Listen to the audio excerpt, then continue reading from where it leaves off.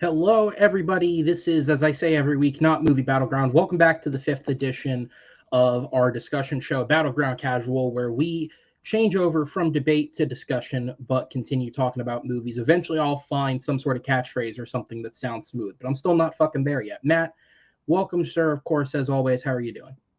I'm doing good. I'm feeling pretty casual today. Watching my Chicago Bulls lose to the Houston Rockets right now. And I You sound believe like they've won like you're 10 games how's this that year. going? Sounds like you're It's having a not fun it's time over it's there. not great. It's not fun to lose to one of the worst teams in the league. But hey, you know what? We're gonna have fun tonight. Chicago Bulls, those are the ones that had that guy with the tongue, right? Yeah. Well, I mean they all have a tongue, but yeah. Yeah, but his was out Yeah, true. Sometimes they stick their tongue out. Just like that. sometimes. Okay. Yeah, I've never sometimes. understood that. It's a Not all the weird time, thing. but sometimes. Anyway, guys, welcome back to the show. So tonight, now, those of you who tuned in last week, which again, I'll continue to say thank you to those of you who are watching. Quite honestly, for a show that's in its fifth episode, the numbers are a little better than I honestly thought they'd be. So thank you to those of you who actually do watch this. Um, we had said last week that this week would be a Creed 3 spoiler discussion. And if you've seen the title of the episode, that's not true. Uh, we made a decision midweek. Well, really, what happened was I pitched Matt an idea, and that went, yeah, it's dope. So we've pushed Creed 3 spoiler discussion off to next week. Next week's episode, again, will be, unless something major breaks, which nothing really did this week, major in the world of movie news. Next week's we'll also ignore probably recent movie news, and it'll be split between a Creed 3 spoiler discussion and a Scream 6 spoiler discussion, because I know a lot of people were also excited for that film that's currently debuting this weekend. So we will get into that next weekend. But instead, I am joined by a panel of great guests tonight uh, to discuss the year in film of 2022, because we are on the eve of the Oscars. We're also technically competing for views with the Razzies. Shout out to the 10 of you that actually watch that on like the CW, wherever the hell it airs. It's Uh, actually on TV. I believe so, or it was at one point. Now it's probably on somebody's Twitch channel, but at one point it was on TV. I don't know. They probably fucked a broadcaster or something to get there. Uh, we are going to be discussing the year in film of 2022. And the way that we're going to go about this, to sort of explain it before we jump in, is I have taken my own personal list, because as a lot of people know who have spoken to me, there's this really great site called Letterboxd that I don't use. And it's not because I like have some hatred towards Letterboxd. It actually seems like a really great site. I'm just old and weird and stuck in my ways. And since I became a movie fan, I've kept my list the same way on my computer in a document, and I just continue to do that yearly. Right. So because of that, there isn't a constant active update on a social media platform about what my thoughts are on films. So to encourage the discussion, I have put together, well, I already had my list for the year, but I've put together nice graphics that we'll put on the screen as well.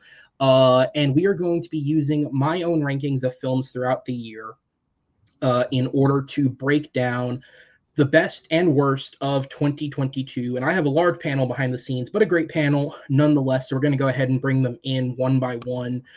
Coming in first, a guy, the only person I know who's probably seen as many movies as I have, because in total this year I saw 117 movies. That was a personal record for me in terms of releases in 2022. Jordan Owens is here with us tonight. Jordan, happy to Hi. be here. How are you feeling? About as good as that, but no, I'm doing all right. Just ready to kick the strike off. But yeah, I was talking last year. I saw a lot of movies, but over 130. There you go. Yeah, so he's even seen more than I have. So there's a lot to watch if you watch just about everything. And to be fair, I'm also very open about the fact that I don't always watch horror movies, or I don't get to all of them after the fact and things like that. So I certainly have my own blind spots. Here to some extent to cover those blind spots, we do have a horror expert. John Marr joins us tonight. So we've also put in that at the end of the show, any movie that I don't mention, if I don't know how you guys are going to keep track of that, but any movie that I don't mention, if you guys want to bring it up and quickly discuss it at the end, we'll get into that. John, you are a horror guy, so we probably have very little crossover, but I'm happy you're here to join in on some discussion. How are you feeling? Pretty good. I guarantee out of the movies I've seen last year, you haven't seen any of them, so that's good to know. But I'll jump in when I can. Absolutely. Joining us, we have some other guys who have some specialties. Well, I'm sure all of these guys like all movies, but I know these guys probably have some favorites and some specialties. A guy that I know in particular loves the geeky film. We have Jake Tato with us. Jake, welcome. Hey, thanks for having me back on. I do enjoy me a good geek movie. There were a couple of them last year, and they have varying ranks on my list of 22 films that I've seen in 22. I thought that was appropriate. Nice. Well done. Very well aimed there. Never see also another movie coming from that in- year. Then you're not allowed to. Crap. Something that was plentiful last year was animated films, and somebody who I know loves himself some animated films alongside good movies in general is Mr. Jacob Barber. Jacob, welcome to the show. Yeah, thanks for having me. Yeah, I do love some animation, and yeah, last year was an interesting year for animation, so I'm curious to see what's on your list. And joining us, we all know in the community that he is a musical specialist. Unfortunately, that doesn't actually help us all that much this year, but he does watch a fuck ton of movies as well. Chris Diaz is also here. I'm just going to say this. I haven't seen Matilda. Sorry, dude. I can only see so much. But there's only so much time in the world. Okay. The hit a top out of the year 2022. Have fun. Absolutely. So we're excited to have you guys here. So the way that we're going to do this is we're going to save the best and worst lists for the end of the episode. And instead, we're going to start with what I affectionately call the never-ending pile of mediocrity, which is a very facetious term. It just means anything that's not on the best or worst list. So we're going to start with bad movies and then eventually move to things that just barely miss the best list. But there will be a lot of mediocre in the middle as well.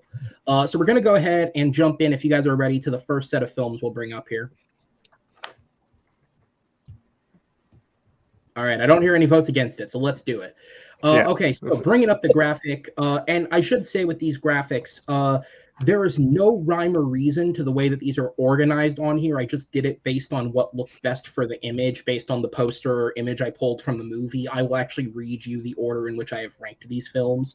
We are going to start with movies that I gave a 3 out of 10 to, because I rank on a scale of 10, or a 3.5 to. So these are all movies. I'll say this straight up. These are all movies that at one point or another were on the worst list of the year, a worst list of films of the year, and just weren't quite bad enough, so they missed it.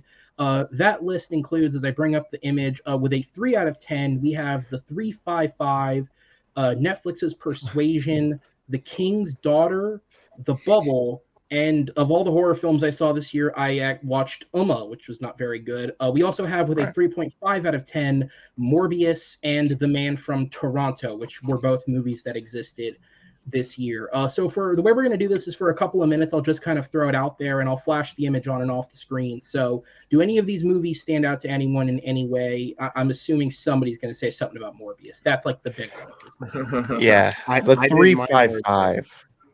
So the 355 to me proves that Simon Kinberg should never direct a movie because, boy, I'll tell you right now, he has a real talent making great actresses or actors just act terrible in the movie. I mean, you had Jessica Chastain, Lupita Nyong'o, Sebastian Stan was in the movie. Had a lot of really talented people in this movie. Was Penelope Cruz in the movie, or am I just making things up at this point? Yes. Okay, yeah, like Diane Kruger, Fawn Bingbing, Edgar Ramirez. He just has this talent of making just great Academy Award-winning actors and actresses act like complete and utter shit. So credit to Simon Kinberg for that, because not a lot of people can do that. And then Morbius, I mean, just real quick, it's not a good movie, not as bad as I expected it to be, if I'm going to be completely honest. Because when I saw the movie, everybody was like, oh, this is the worst movie ever.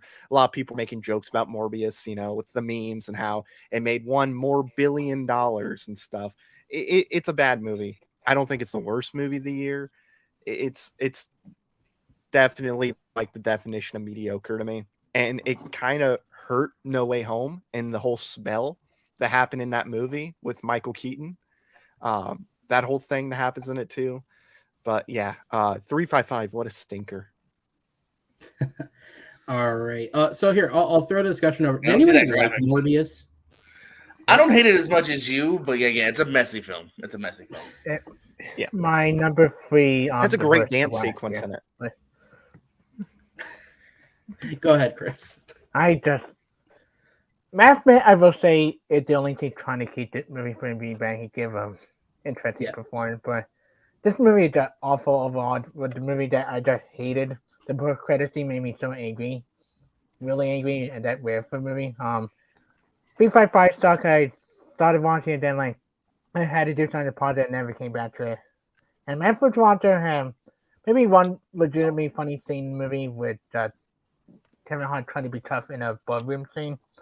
But yeah, the movie not that funny overall. Right. Yeah, that was one I missed out on.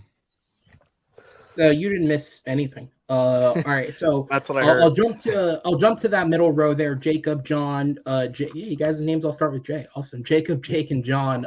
Any of these movies stand out to anybody? John, actually, I'll go to you. You like horror? Did you see that shitty horror film with Sandra Oh? I have seen Alma. Obviously, it's not scary. It's not a very scary movie at all. It's more of like a mother-daughter kind of relationship drama movie. It's a generational trauma movie, which a lot of horror movies seem to be now. It was mediocre, like you said. I probably rated it a little bit higher than you. If I was going out of 10, it'd probably make it like a 5 for me, but it's not going to go much higher than that. It is a movie that is mediocre.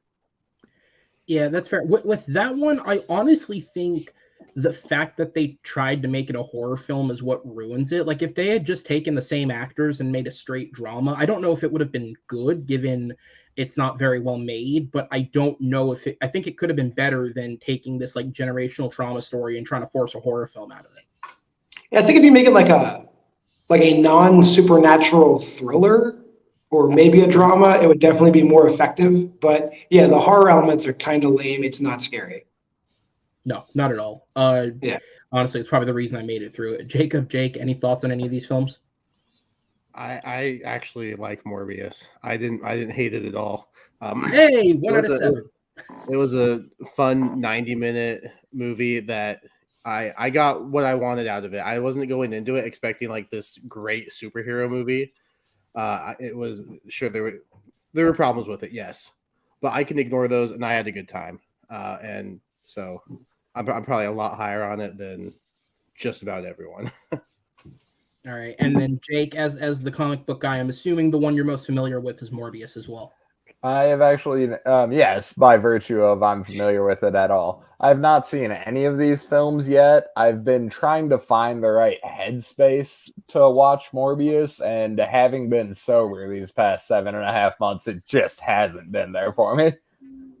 Trust me. Well, honestly, if there's a good there's a scene in this movie specifically, he needs to get high as hell and watch it. The whole dance sequence or whatever that's in the movie. Yeah. Honestly, skip the movie, just get really high and watch that dance sequence on YouTube because you know it's been clipped out. You can do like the double feature of him dancing and Tobey Maguire. That sounds awesome. Then you got to add Joker, Joaquin Phoenix's Joker in there too. God, down the steps. Dancing. Just down made me question whether or not Jared Leto ever been a good actor. He's playing one good movie.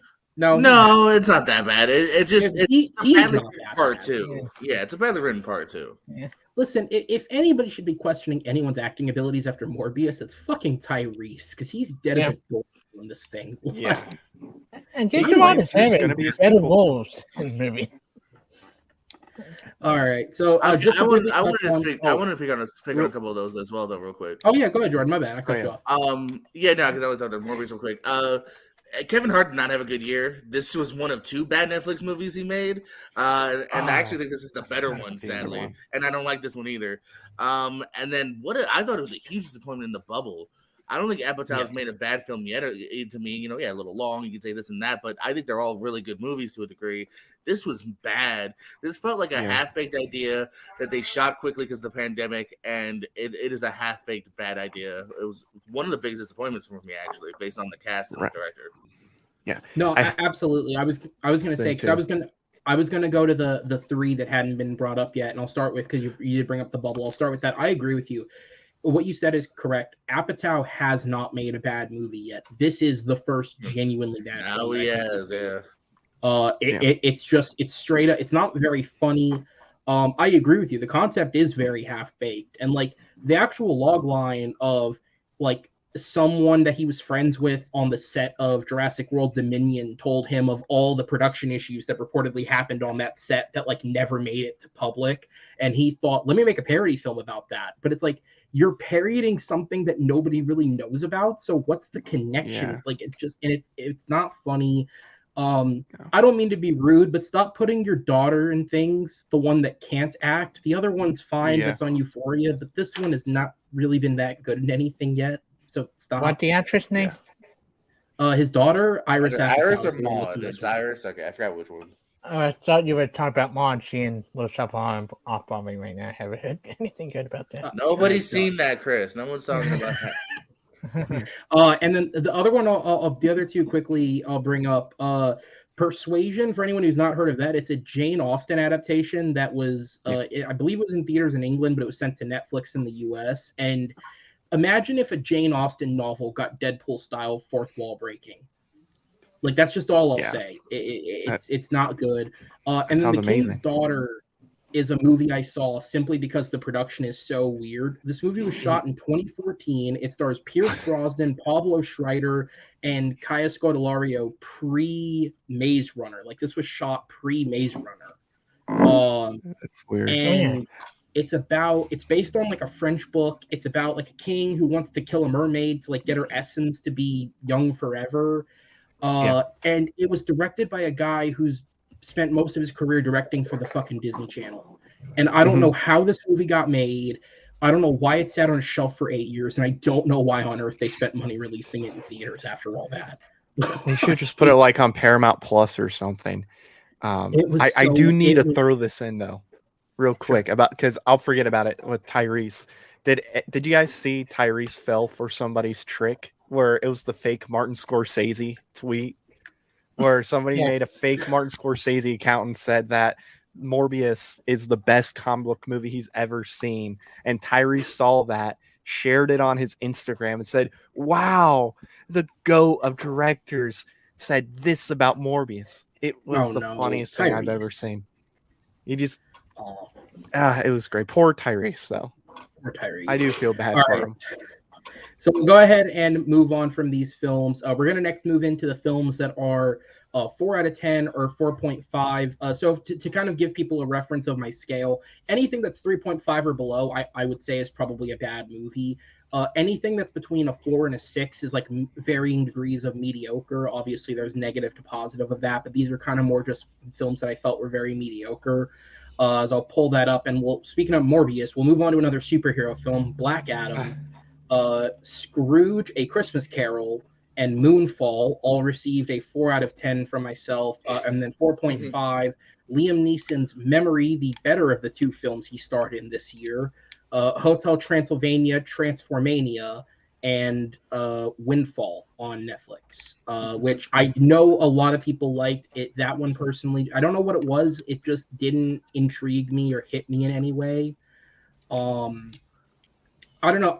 So if anyone here has seen, I guess you can kind of rebut. I thought that the characters were a little too vague. Like, I just feel like the movie's trying to be this like thriller mystery movie, but it's almost a little too vague. I don't really know if it gives. Yeah, you're talking Windfall to be intrigued in it. Yeah, you're saying that in reference to Windfall. Yeah. Yeah, no, I do see what you're saying. Yeah, it left me kind of half-baked to a degree. You know what I mean? Like, I do kind of feel like we never totally learned the full motivation of Jason. It's Jason Segel kind of robbing Jesse Plemons and a girl, hoping they're not home. They are, unfortunately. You know, shit goes down. And yeah, like I said, great premise, good cast. So I do probably have a little higher than you. But yeah, it is one of those you walk away like, the ending's not great. It's a little, you know what I mean? Like, it's a little meandering at points. So yeah, I can definitely see why it's not that high. Like, if it weren't for the fact that all three of them are great actors, Jason Segel, Jesse Plemons, and I believe it's Lily James, I want to say. Oh yeah, she was great as Pam Anderson. I maybe it's either Lily James or Lily Allen, I forget. Either way, all three of them are very good in the movie, and if it weren't for that, it would be lower. Yeah, no, for sure. Lily? I probably later high just based on I dig what people were doing, even though they weren't given like the greatest to do. And also, just real quick too, I want to note that shows you how many movies come out, because both lists have had 3 to 4 movies I've never seen. And again, I saw a lot of movies. Yeah, Lily Collins, that's who the girl is. Collins, there you go. Shout out to Phil Collins. Is that All his right, daughter? so yeah. Yeah. Nepotism, bro. All right, so of these 6 very mediocre films, again, the presumption is the one that everyone here is familiar with is Black Adam. So who wants to jump in on that one? I'll go ahead there because it is the only one I've seen, and I will say that we are in line on this because I do have it at the bottom of my list for the year so far. It's just not good. Despite the shirt I'm wearing, DC not a like I don't like I'm not a huge DC cat in comparison to Marvel. Like hence why I was able to just watch Black Adam and get it over with because Spider-Man's a character who means a lot to me. So hence the no Morbius. But yeah, Black Adam just not good. No, not at all. I'll ask the same question. Did anybody like Black Adam? Because the overall consensus was that it wasn't great. So did anybody? Okay, so Chris, Yeah. I'll go to you. Your hands raised the highest. So Yeah, I don't hate Black Adam. I think Pierce Brosnan is easily the best thing about this movie.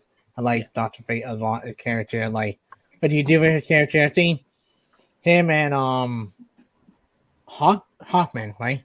Hawkman, Yeah, they are to me the more entertaining part of the movie. I think The Rock is fine in it. I think there's part that fun about it, and then the villain, the 2 other superheroes are really not that good superhero, and some of the unnecessary stuff. And a post-credit scene that means nothing anymore because the 2 other superheroes that are members of the JSA are the equivalent of the 8th build X-Men. They have no character whatsoever. The only thing that was entertaining was seeing Henry Winkler show up as the uncle to one of them. Jacob, you also had your hand slightly raised. What are your thoughts on Black Adam? Yeah, I wanted to really like this movie, but I was just disappointed with what we got. I think it had the potential to be better, and I was just let down. I think some of the action sequences are great, some of the fight scenes good, but as far as the overall story, right now I don't really remember much of the story, so it was just a big disappointment. Yeah, that's fair. So I'll throw the image back up again. Is there any other film on here that you guys are familiar with, wanted to talk about in any sort of way? I've seen Scrooge and I think Half a Memory. Those are the only 2. Yeah. Scrooge, the only thing I've seen from go ahead. Sorry. Scrooge is fine. The music, there 1 or 2 music number that's good. The one with Oh yeah, it is a musical, right? Yeah, the one with why am I blanking? I think Olivia Colman, or I forget which one. It's about Not Now is a really good song. I think there are some decent parts. I don't like what they do with the last half of that movie. Memory is fine. I just saw it when my dad had it on. It was fine. Better than the other Liam Neeson. That is awful. Yeah, Memory was the better of the 2 that came out last year. So Scrooge, for anyone who hasn't seen it, or even if you somehow did see it and you don't know the context, because this is the only reason I watched this movie.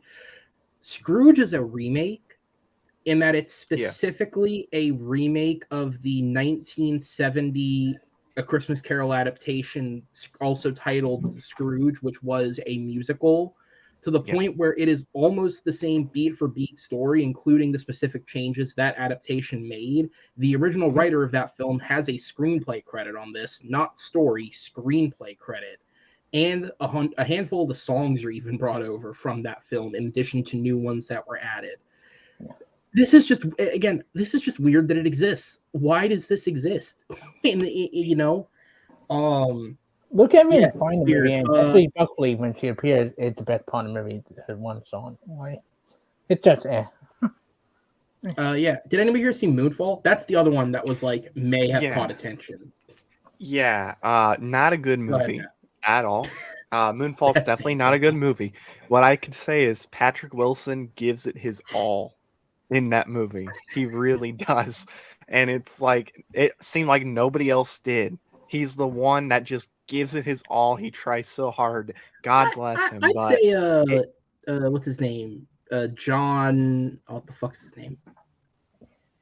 The short stubby guy. Yeah. Yeah, the British guy.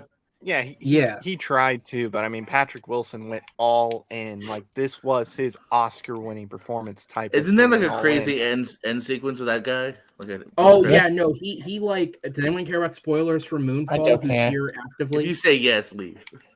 Yeah. Okay, so yeah, it ends with him like staying behind and sacrificing himself in order Yeah. for Halle Berry and Patrick Wilson to escape the alien computer thingy that's built into the moon, and he like dies sacrificing himself. And the post-credit scene is him being resurrected as like an AI concept within the alien computer moon. So he's alive and I guess in control of the moon now. I'd love to see. I can't wait for scene goes. Moonfall too. I almost want to give it credit based on that scene. Like I kind of want to. Also, shout out to Roland Emmerich for losing. I got to imagine a house because this movie is the most expensive independent film ever. This was not financed by a major studio. The Really? bulk of this came out of his own pocket. Oh. This was a passion project. Yes, it was. Not be anything anymore. Wait, the laptop. This was his most recent passion project. The last one was when he tried to make a movie about Stonewall. Imagine that. The guy who made Independence Day thought he could tackle Stonewall. Yeah. That movie came and went to my theater when I worked there. Yeah. All right. So, John, Jacob, I think you guys have said the least. Do you guys have any comments on any of these films or no? Nope. There we go. Perfect. Jacob.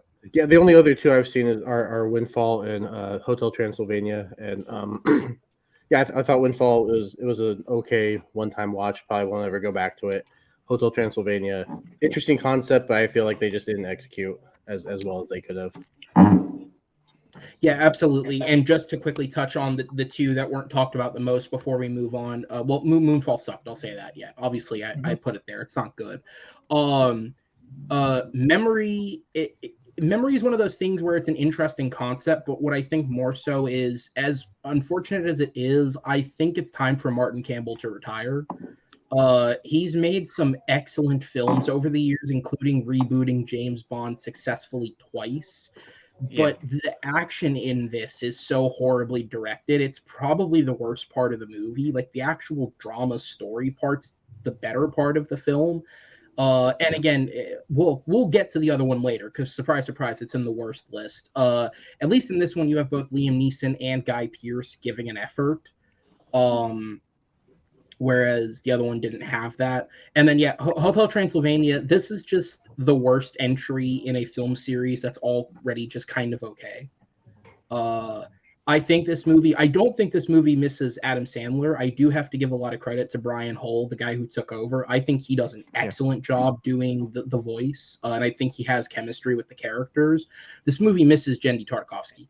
Absolutely. It's missing his direction. I think it's missing the energy that he brings because that dude is always doing weird shit, but at least you can say that he's passionate. This feels like the first one that's kind of just been made out of arbitration. Like, oh, it made money, let's make a fourth one, and then it ends up on Amazon, so who cares? Made a good movie, but not that good either. So we'll go ahead and move on. That's fine, Chris. The next set of films I'll bring up, these are going to be the 5s and the 5.5s. This is the most average that it gets throughout the year. And I feel like there's a couple more in this that you guys would have seen, specifically one that I feel like most people saw that, honestly, given the way that public opinion has gone, I may actually have higher than some people. So we'll jump into it. So starting with the 5s, the first one that I have ranked is Luck, which is the debut film from Skydance Animation, John Lasseter's new studio. This is not a Toy Story. Riverdance, the animated adventure. Yep, that exists. I'm watching The that tonight. Contractor with Chris Pine and Day Shift with Jamie Foxx. And then with a 5.5 out of 10, Jurassic World Dominion, Samaritan with Sylvester Stallone, and Meet Cute, which is a Peacock original. They don't have many of those, but this was one of them. All right, so let's jump into the big one that I'm sure most people saw, Jurassic World Dominion. John, I'll start with you just because so far you've been able to contribute a little less than the others. Did you see this movie and what did you think? No, but dinosaurs are cool. Okay, well, not in this film. Did you see any of these or are we moving on? I saw Day Shift, and I thought it was fun. But you're exactly right; it is a mediocre style of fun. I think I'd agree exactly with your rating of it. Yeah, to me, because Day Shift comes from the same studio that's produced all the John Wick films and that same style of film. Day Shift is the worst of these films. That's what I would say. I think it's the worst that any of those types of films have gotten. Yeah, I can't disagree with anything you said. It brushes whimsical. That's about it. It's a great way to phrase it, actually. Yeah. Matt, I'll jump to you next. Any thoughts on any of the films? Wait, sorry. I'll go to you next. Any thoughts on any of the films? Oh, me. Okay. So I have seen one of these films, and it is not Jurassic World. I decided, I don't hate myself enough to go see Jurassic World again. This sad time where I just didn't go see a lot of movies. I saw Samaritan though, and I agree it's probably a 5.5 out of 10. The idea of Stallone playing a superhero is pretty cool, especially kind of that retired superhero. Yeah, it's cool. This movie wasn't that cool. The twist that's in the movie, I felt like you could see that come a mile away personally. Absolutely. But Stallone, I mean, he's good in the movie. I liked him in that movie. I hated the kid that's in the movie as well. Really did not like the kid. He was quite bad, but yeah, that's all I've seen.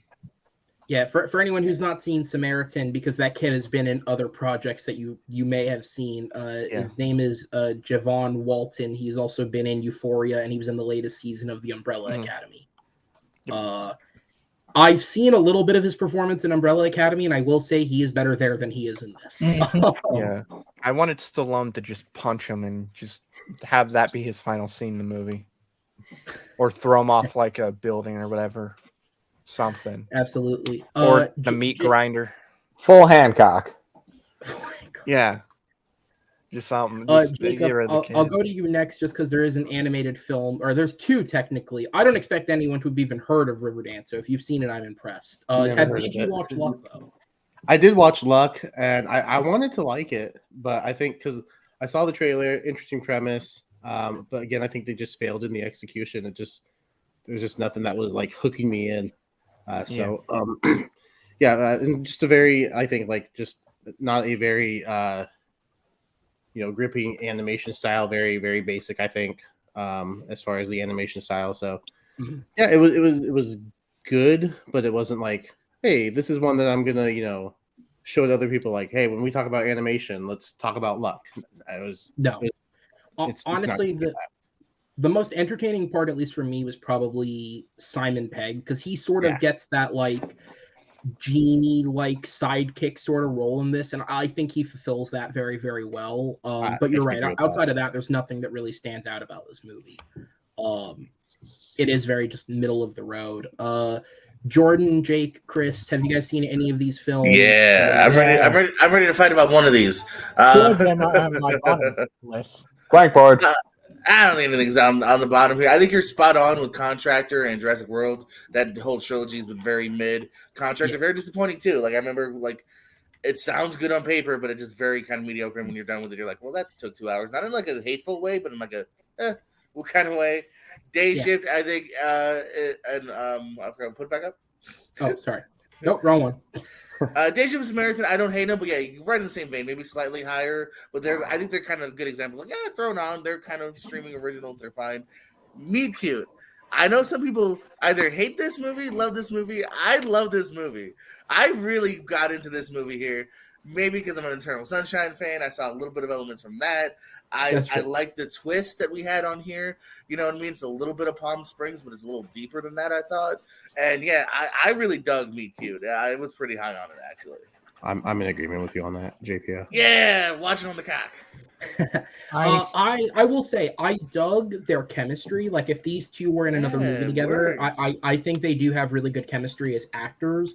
I just couldn't get into her character specifically, the way they portray it, and the other part of it. She's flawed, man. She's flawed. We're all flawed.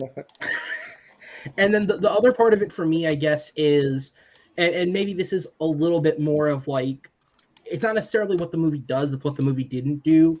I kind of wish that there had been a little more variation in the date. You know what I mean? Like, if you're, because the concept of the film, for anyone who's never seen it, is through contrived means, Kaylee Cuoco finds a way of traveling back in time, and she just continuously goes back in time one day to have this same date over and over again, where she meets Pete Davidson's character at a bar and then proceeds to go on this date with him. And the interactions, the conversations that they have do change, but the scenery never does. It's the same exact date every single time. And I just feel like if you're gonna like have the same date every day for a year plus, you do something different one time, especially if you're going to a restaurant that has like 4 restaurants in one. Like, No, she said she's afraid to do something different because she loves what happens now. No, you're right. I agree with you.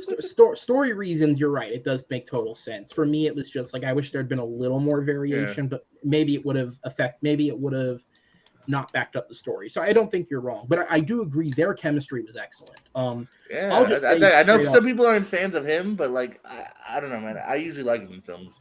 I was gonna say, like, just being straight up honest, I like Pete Davidson as an actor. I do. I genuinely think he has chemistry, and he is someone who, spoiler alert, has a movie in both my worst list and is in a movie that just missed my best list. Like, oh my god! I still want to talk about that worst one so bad. If it's the one.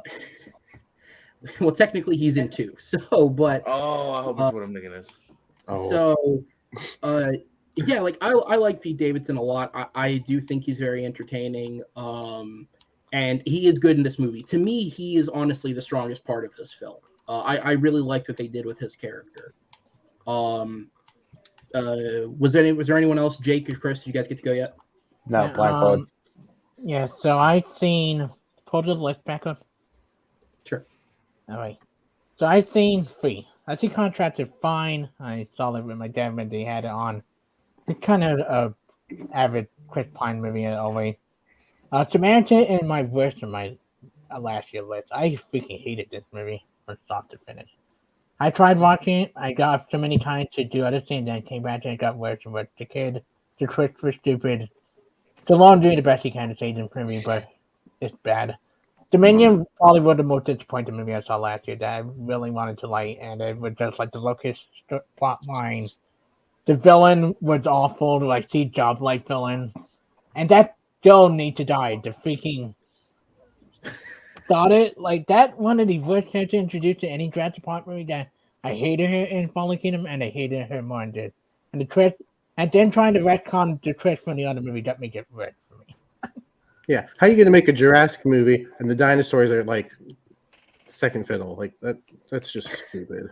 Like, she should have died in the last one. We should have just focused Chris Pratt and Bryce Dallas. Oh god. Why do you want to kill kids, bro?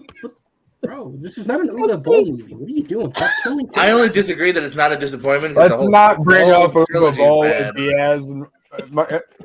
No, let's not go there. 3, 2, 1. No, I'm kidding. No. So, just to quickly touch on the ones that were a little underspoken on. Honestly, I thought there'd be a little more passion towards Dominion, but that honestly is fitting for what this movie is. It's a mediocre end to a mediocre trilogy. Honestly, it's not even my least favorite. I dislike Fallen Kingdom just a little bit more. Only because that movie has insane tonal shifts throughout it that this movie is at least consistent in. Like, that movie, every act is a different movie, it feels like. The Contractor was another one that was a little under-discussed. Yeah, you're right. I forget who said it specifically. This movie was disappointing in that it does have a good premise, and it's a reuniting of Chris Pine and Ben Foster, who have worked together multiple times now over the years and almost consistently put out great work.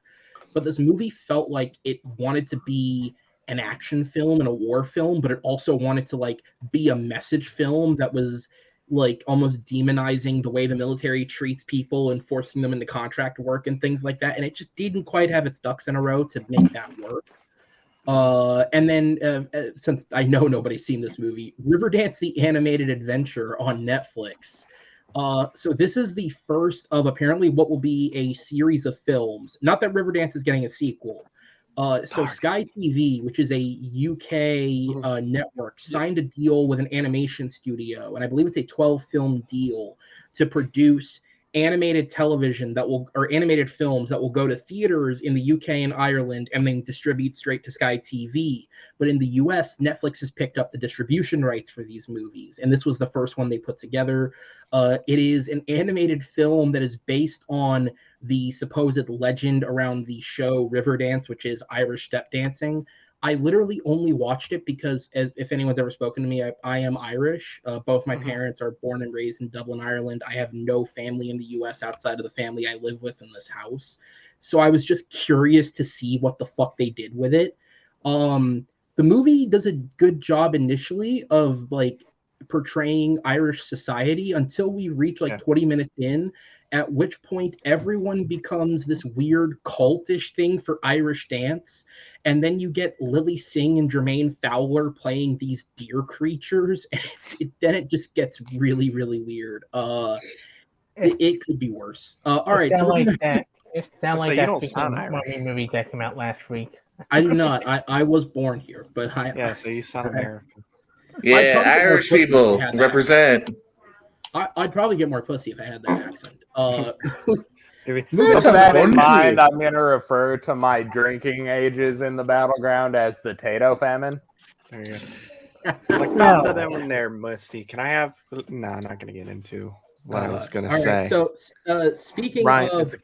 speaking of could have been better, we're going to move on to the next set of films. Is going to be the 6s and the 6.5s. And again, this is still like we're in mediocre territory, but moving into positive as I bring the film up. So the two films that I gave a 6 out of 10 to, Paws of Fury, which pissed off a lot of people because of what it is, but I didn't hate it, quite frankly. Minions: The Rise of Gru also gets a 6 out of 10. In terms of 6.5, we have 3,000 Years of Longing, Death on the Nile, Thor: Love and Thunder, The Gray Man, Night at the Museum, Kamen Ra Rises Again, because if you didn't know, there's a fourth one of those now, Ticket to Paradise, and Bullet Train. Now, Bullet Train is the one I'll start with because I know for a fact that there are people on this panel that like that movie far more than I did, and I still like the movie. So go ahead. Whoever wants to jump in first. Top 10 of the year. You got it at 6.5. That movie delivers on what you want, man. I love Bullet Train. Yeah, that's a hard disagree on that one. Yeah, sorry. Yeah, you go for it, Jade. All right, I will join in on that. I have Bullet Train at 3. As far as my personal shits of the year, I've seen it 3 times. I adore the shit out of it. I love it, like everything about that fucking movie. I like Bullet Train, like not in my top 30 of the year, and we'll go at what 20 out of 10. But it's a fun movie. I saw it at early advanced screening because they did it like a couple of days before it came out at my theater. It's a fun movie. It is problematic, yes. Michael Shannon character a little bit problematic. It's Bullet Train. What's problematic? Yeah, what? What's your hot take on Michael Shannon? It's Bullet Train. If it's not problematic, I'd have an issue. But it's a fun movie. It's entertaining. It's stupid. It's fun. Joey King is good. Like a lot of the cast does get good performance in the movie, and I want to see a spin-off with Brian Tyree Henry, Aaron Taylor Johnson. Even if it's a prequel movie, those are the more entertaining characters in the movie alone. Bullet Train is the movie in which Aaron Taylor Johnson was so good, Sony sentenced him to being in Craven. Congrats. No, I mean, I thought Bullet Train was great. I think Michael Shannon as an unhinged villain starts a movie as a 10 and it can only go down from there. So that's my opinion. Yeah, and I think I'm actually on the same page as you, Aaron. Like, I like the movie. I have a lot of fun with the movie. It's kind of middle of the road to me. You don't have a lot of fun with it if it's a 6. But no, it's 6.5. That's not a lot of fun. I should say fun. No. So this is if I might give it like a 7 on how much. If we were ranking movies on how much fun I had, this is one of the most fun films of the year. But to me, it didn't stick out as anything more than a fun action film. Yeah. And I don't know, it just didn't strike any higher chord than that for me. Like, I would never watch this again for my own sheer enjoyment, but if I had a group of people and it's like, let's put on a dumb, fun movie, I'd put on Bullet Train. I think it meets that perfectly. And that's not a diss, because I think that's what David Leitch was trying to do, quite frankly. Yeah, and not all fun movies are technically good movies, too. The Room. I have a blast with The Room, but it is a god awful movie. But it's a lot of fun. Don't compare Bullet Train to The Room. No, it's significantly better I than can The use Room. this to bring up a relevant piece of news. Shout out to the Bob Odenkirk remake that's happening of that movie. Yes, That's not a joke. Look that I'm up. excited. Facts. I'm excited for that. But yeah, no, I'm on the same page as you with Bullet Train though. It's a fun Jacob, film. you A lot of also fun seem cameos. to want to jump in on the pile. What are your thoughts on Bullet Train? Oh, I also have this in my top 10. And for reference, I have 103 on my list. Okay. So yeah, I'm Slacker. Oh yeah. Shut up. no joke. No joke. Oh, in the last week, I've watched 14 movies. A week ago, I had 103. So don't worry. Right. I don't know. But yeah, like I haven't added all the. I had a lot of fun with this. I think, yeah, it delivered exactly what I wanted it to. And yeah, I think there's one other movie I had more fun with than Bullet Train for last year. But Let me guess. yeah, like I probably would turn this on again and just, have it on in the background or something and, catch some of the fight scenes. Like that quiet fight scene between Brad Pitt and Brian Tyree Henry. That's Like brilliant. that was so much fun. All right, so I'll turn it over. I'll put the list back up again. I'll jump over to you, Matt, first. Is there any of these movies on here that stand out to you aside from that? So besides Bullet Train, I've only seen one other movie, and that is Thor: Love and Thunder. Okay. I am in a different ballpark than you. When I first saw the movie, I was probably on the same page as you. I was like, "Oh, this is a decent little film." But the more I thought about it, I realized this movie's a big piece of shit. This movie sucks. It's awful. It's at the bottom of my list. It might be. I don't think it's my worst of the year. My worst of the year is Medea and 365, but it's my top or bottom 5. I didn't watch those. oh, I got to see Medea early. I took advantage of that, so I didn't have to like watch it any other time. I just wanted to get over with. But yeah, Thor: Love and Thunder is a big pile of You could just not see it. shit. It is That's Like hard that to- was an option. I Just did don't not watch see it. much. I love Thor Ragnarok. I was really hoping to go into this movie with Taika, seeing that I believe, was the only person that wrote the film. I was like, okay. I mean, he's the same guy that did Jojo Rabbit just recently. I'll probably love this movie. Christian Bale, he doesn't do movies that are just garbage. He is very careful with what he does. Oh my Lord. Christian Bale is the only good thing about this movie. And that character is not good. This movie, I think what really made me upset is this movie had the potential to be like a top tier MCU movie. The story and everything, it could have been great. But Taika Waititi took that story, stood up, pulled his pants down, and just took a dump on it. It is awful. I hate that movie. I'll jump in on that because I want to. It's a really shitty take. Get it? It is shit. and Mark Ruffalo said that he's needed to save Thor. No, because Mark Ruffalo, you're a shit Hulk now. Oof, Whoa. Okay, all right. Go ahead. Jump in, Jake. Go ahead. Jump in. You're good. But yeah, Love and Thunder was a disappointment to me, even though I actually have it at the top of the MCU list for the year.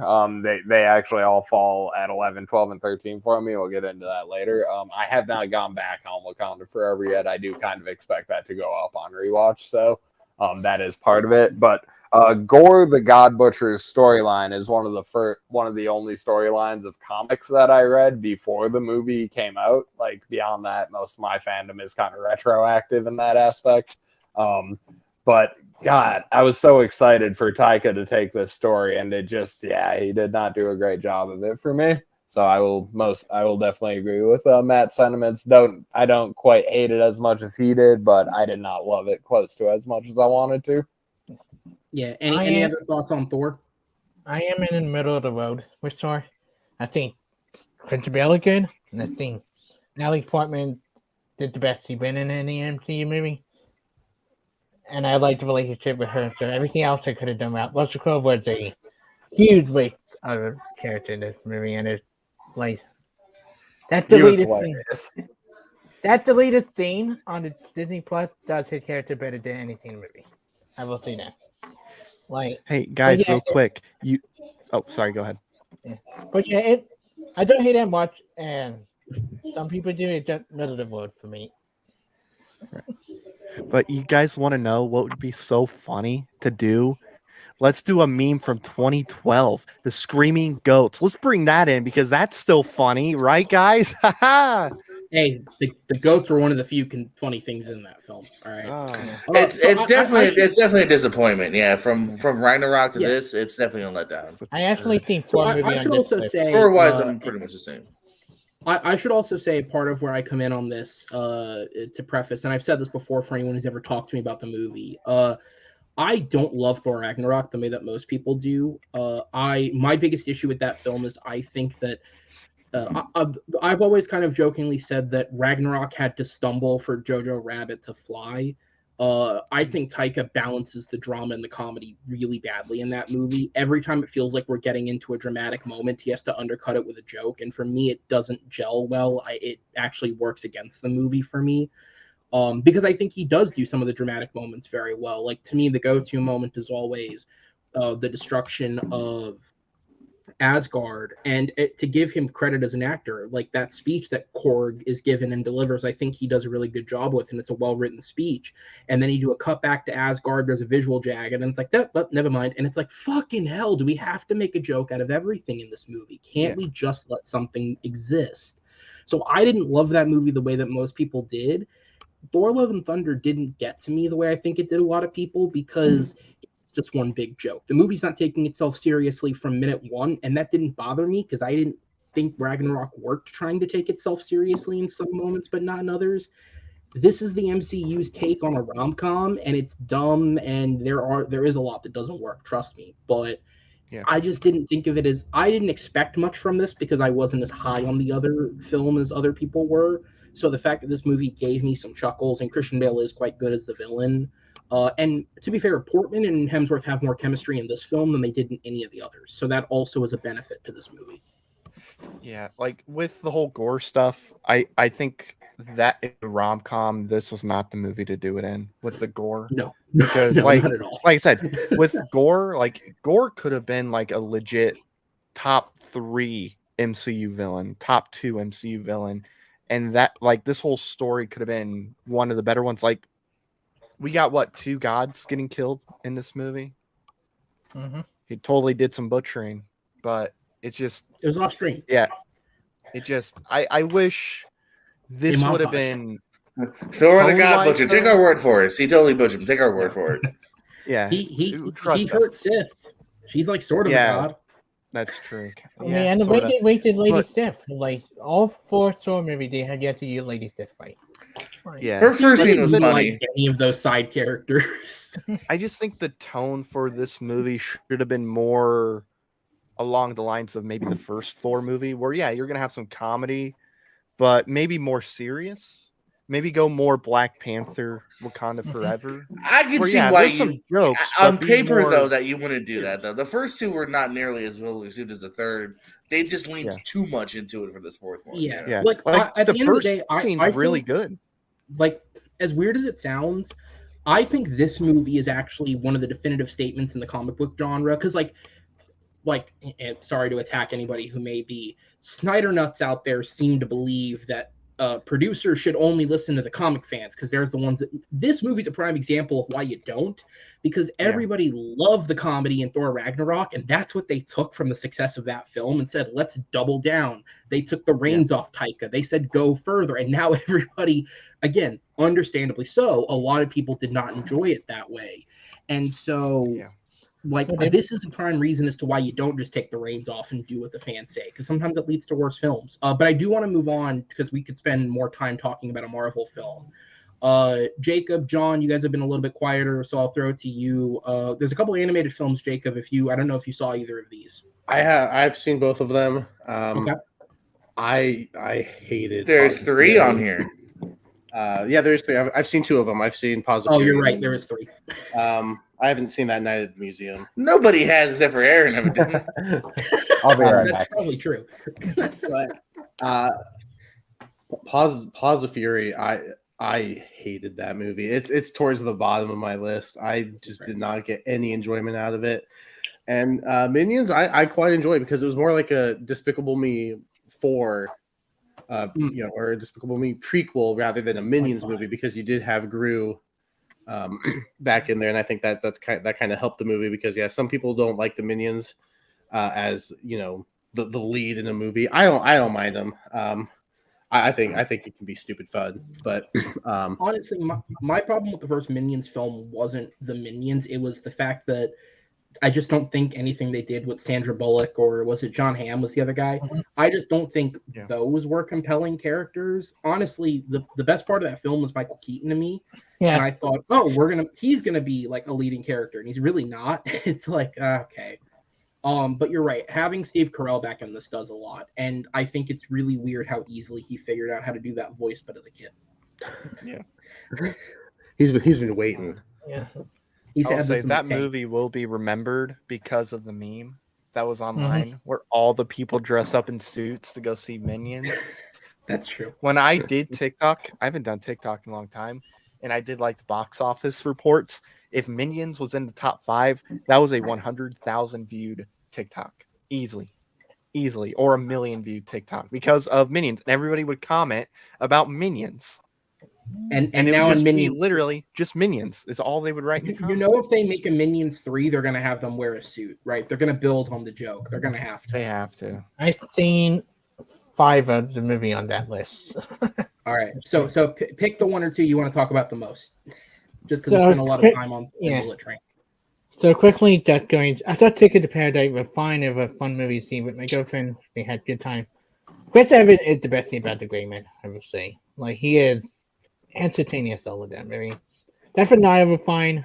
I like it a little bit better than What the Orient Express and name all. Yes. So these are fine lists. I think I enjoy Bullet Train the most out of the 5, I think. All right. And so does anybody have any quick final thoughts, or are we good to move on? That Idris Elba Tilda Swinton one's really weird. Yeah, I was going to say, so to jump into the ones that either were barely talked about or that I wanted to talk about, Paws of Fury, I totally get. Again, adding to the list of why the fuck did this get made? Why was Blazing Saddles remade as an animated film? As a kid's film, more correctly. I don't know, man. It made me chuckle, and I think I just kind of like the sick idea that this exists. Yeah, I don't know. Again, it made me chuckle. It's not anything like brilliant, but weirdly enough, I did see it twice in theaters because I saw it I got to go to an early screening of it because why not? And then I drug friends to it just out of sheer you got to see this shit, and we had a good time. You're a bad friend. Yeah, you're a bad friend. You think that's me being a friend? The worst thing I ever did to a friend was a few years ago. I told him we were going to do an animated film double feature, and he trusted me. The first film was Abomination, if anyone remembers that from DreamWorks. Yeah. And the second film was the fucking Jeremy Renner Wolf movie. Oh. How can you do that? Abomination not bad. Hey, we had a lot of fun making fun of that movie, and so did the grandma on the front row that listened to us because we didn't know she was in the theater. We made fun of that movie out loud the entire time because we thought we were alone at 3:00 on a Wednesday watching Arctic Dogs, and it turns out in the front row there was a grandma with her young dog, granddaughter, and she said to us on the way out, "You made that bearable." So, the worst movie my friend ever forced me to see with Pistol, but I had it. That's not that bad. 3,000 Years of Longing, I think Jordan summed it up. It's weird. That just is what it is. It's George Miller, if anything. From the guy who made Mad Max and Babe comes Discussion the Film. The Gray Man was a really mediocre, boring follow-up to Avengers for the Russo. Well, I guess it's not the follow-up because they had Cherry in between. Okay, it's better than Cherry. That's the one I would disagree with the second most. I did like The Gray Man. I think, as Chris said, I really liked Evans. I liked Gosling. There's enough. It was well shot. So yeah, I'd put that up a little bit. And the action sequence was good for the most part. And then Night at the Museum. So if I'm being totally honest, I've said before on previous shows on the channel, a show on Disney Plus that I have a weird soft soft spots for is the High School Musical reboot. I checked it out because when Disney Plus launched, there were only 4 pieces of original content they launched with outside of like the Jeff Goldblum series and other things like that. So I was like, fuck it, I'll watch all of this. So I watched the show. It's not bad. It's honestly decent for what it is. I only watched this movie because I thought it was weird that a 4th one of these existed, and the lead of that show is cast as the son in this, who is now the lead of the films. Honestly, I think for an animated spinoff that has none of the talent that the original films had, this movie does carry the same energy. I think they did a good job of bringing it over. Sean Levy did produce it. He was involved. And though Ben Stiller didn't come back, they got Zach Levi to replace him, which I think does a good job. And if you like actually check the cast list, like Thomas Lennon was cast to replace Robin Williams, and he does a good impression of the Teddy Roosevelt. And again, not a great film, but I don't think any of those movies are great. So the fact that this was decent is enough for me. So we'll go ahead and move on then. We're going to jump to the 7 out of 10s. And if you thought the Night at the Museum movie was a weird one on Disney Plus, I found and watched, we're going to get a couple more here.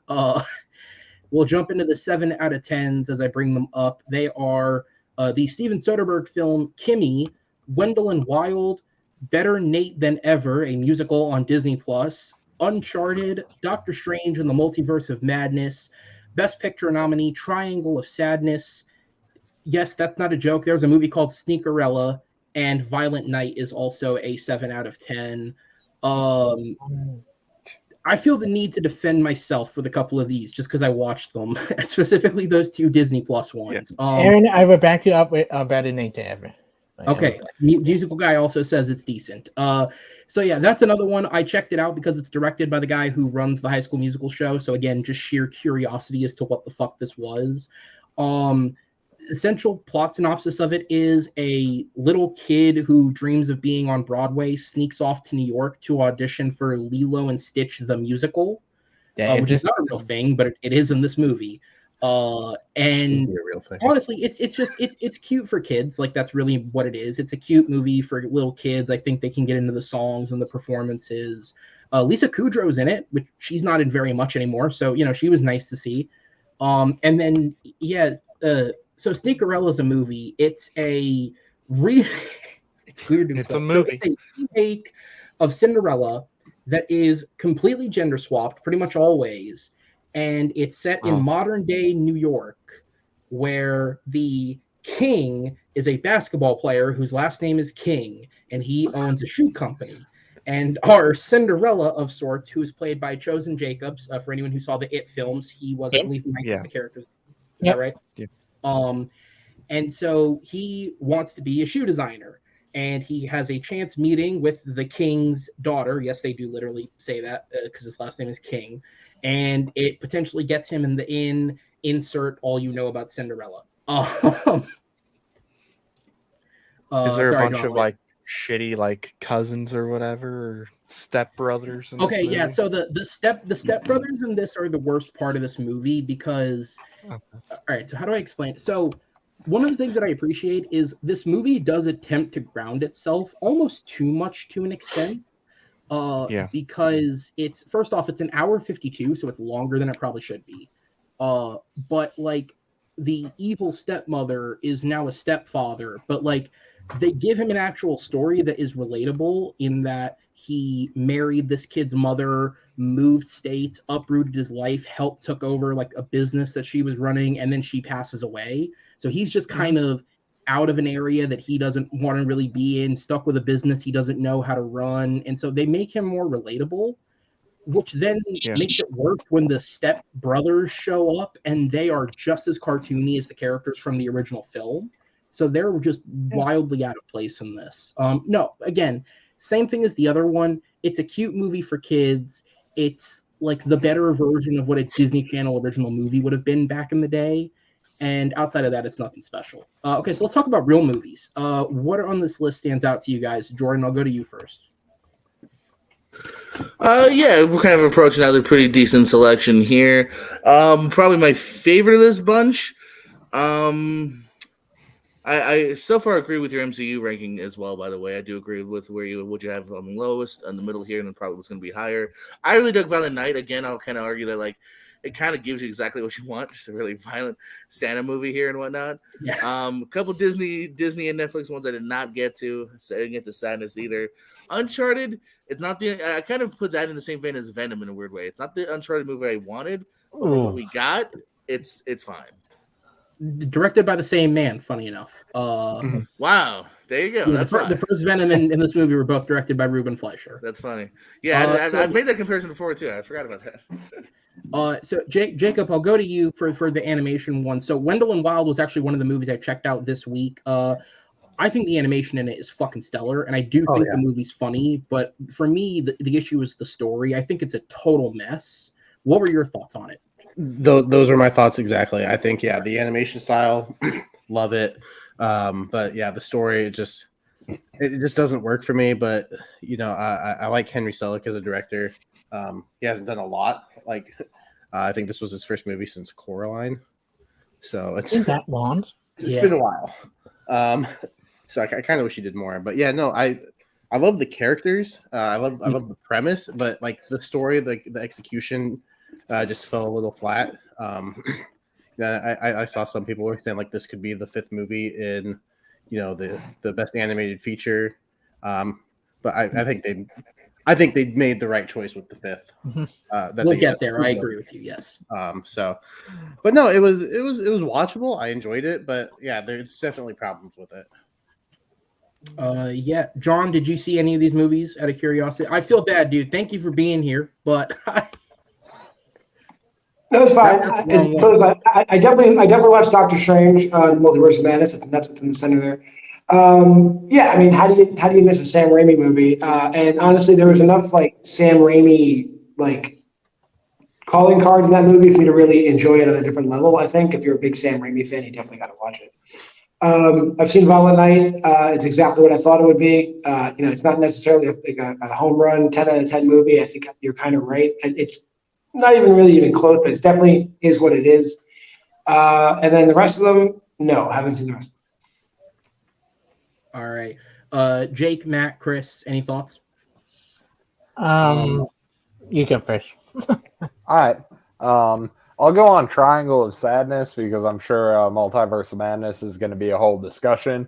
But Triangle of Sadness, I have pretty similarly to you. I do have it at 21, at near the bottom of my list. But I did like the movie quite a bit. It's just not like super for me. I will throw a shout out to Chad Webb. He and I were talking about it, and without getting into too many spoilers, there's a scene involving an animal that I thought was hilarious because I'm a terrible person that Chad couldn't watch because he's a good person. Oh yeah, okay, I know what you're talking about. Yeah. Hilarious to me. For what it's worth, apparently I'm a horrible person. I thought it was funny too. Okay. Yeah, go ahead. I was bored with that movie. I haven't seen Triangle Sadness. I haven't seen Triangle Sadness yet because I got that one other film left for the best picture. Uncharted is a film that I love and I have issue with as a fan of video games. I think Tom Holland is great in Straight. I didn't love Mark Wahlberg's portrayal of Sully that much. I think he kind of dragged the movie a little bit. I thought Antonio Banderas was really good. I thought they didn't kill him off that quickly to the end. And I wish they had killed him more than the other villain. He was interesting, a little sympathetic villain. And I thought the last action sequence is usually one of the best in the movie. Like this fight in the ship and everything. I thought was well done, especially as a fan of the video game. And I look forward to another one, even though I don't love how they try to tie in the fourth game so quickly into this and a bunch of other things that kind of make it a little hard to follow. On Violent Night, I loved. That was one film Future probably did last year that I actually did enjoy a lot. I thought David Harbour was really good. I thought John Leguizamo was a really good villain. I thought having the mom from Vacation, she was very funny in the movie. It's not one of those enjoyable Christmas movies I will rewatch every couple years. Better Than Ever, Aaron said it perfectly. Decent Disney Plus movie I was expecting like, but hey, Norbert in it, the guy who played Barry and the Palmer Bobby was in it, and it's a fun movie. I loved the Wicked reference in it and a few other things. It made me smile, and the kid was good. And we get to Doctor Strange. Can I see the listing in there? Just to make sure I did Matt, it. I'll jump up to you for the last quick thoughts, and then if you guys want to take a couple, like 2-3 minutes to you go in on Doctor Strange, positively or negatively, because I thought it was okay. Matt, what are your thoughts? So I've seen 4 of the movies they had on Okay. there. Uncharted was a decent little movie. I don't understand why Mark Wahlberg is solely in that movie. That is very confusing to me. But I am looking forward to seeing what they do with the next one. Wendell and Wild. Still on the Bulls. Decent little film. Yeah, I was thinking basketball with Wendell and Carter because Wendell Carter. But Wendell and Wild. I agree with you. Animation is really, really good in the movie. Yeah, there's some fun in the film. Story is just whatever. I didn't really care for the story too much, but had some fun with that movie. Triangle of Sadness is probably my least favorite of the Oscar nominated movies. I liked the film. I thought it was a pretty solid film. Woody Harrelson is really good in the movie for the time he's in it. But yeah, I mean, you got to kind of be into that director's like films to really like this movie. I get the feeling he's a different type of director than what you would normally see. And then I guess I can start the Doctor Strange stuff off real quick because I don't have much to say about it. I had a blast with that movie. I love the Sam Raimi stuff that's in the film. I'm a big Sam Raimi guy, so seeing the references in that movie, even with the shots, just how some of the scenes are shot, really like that. Wish it would have dove more into the multiverse than it did. But I enjoyed the film. It definitely pushed the rating with some of the scenes, especially the Illuminati death scene, seeing the first death alone, where what's his face, Black Bolt. Yeah, Black Bolt, like his death scene. I was like, for Marvel, that made me go, oh wow, okay. But I enjoyed the film. Benedict Cumberbatch is really good as Doctor Strange. The very end of the movie, and then that first post credit scene, or the second, that was weird. That it went from one thing to a completely different thing, where it's like, oh, it's actually okay. We're good with this. Definitely curious to see how it carries forward into other movies, just with that new ability he has now, or the new feature he has. But I enjoyed it. I think I liked it more than most people. But I think you can spoil it at this point. It's nearly a year. Mm-hmm. Yeah, the third eye, it was just grew weird. a third eye. Like, he grew a third fucking eye. Yeah, I guess when you're reading the Darkhold or whatever, it messes with you, and that's one of the things that happens to you. And at first he's freaking out, he's screaming, and then the post-credit scene's like, oh, okay, whatever, I'm good. It's just another eye, who cares? But no, I really enjoyed it. Not my favorite MCU movie of the year, but I had a really good time. And I do hope that Sam Raimi comes back for a third one, because I like Sam Raimi. Yeah, I'll jump in quickly, and then if anybody else wants to give quick thoughts on it, because I don't want to spend too long, we can move on then. For me, Sam Raimi was the part of this movie I did like. I liked his style. I think he paired well with Doctor Strange. I've been very open. My issue with this movie is Michael Waldron. Quite frankly, neither of the projects he's done in the MCU have convinced me all that much, Loki or this movie. The fact that he wrote 2 multiverse movies and has 2 completely different explanations of how the multiverse worked, nothing that he's done convinces me. And for what it's worth, he also brought in Jeff Loveness, who wrote Ant-Man and the Wasp, which also didn't convince me with its most recent release in terms of the writing.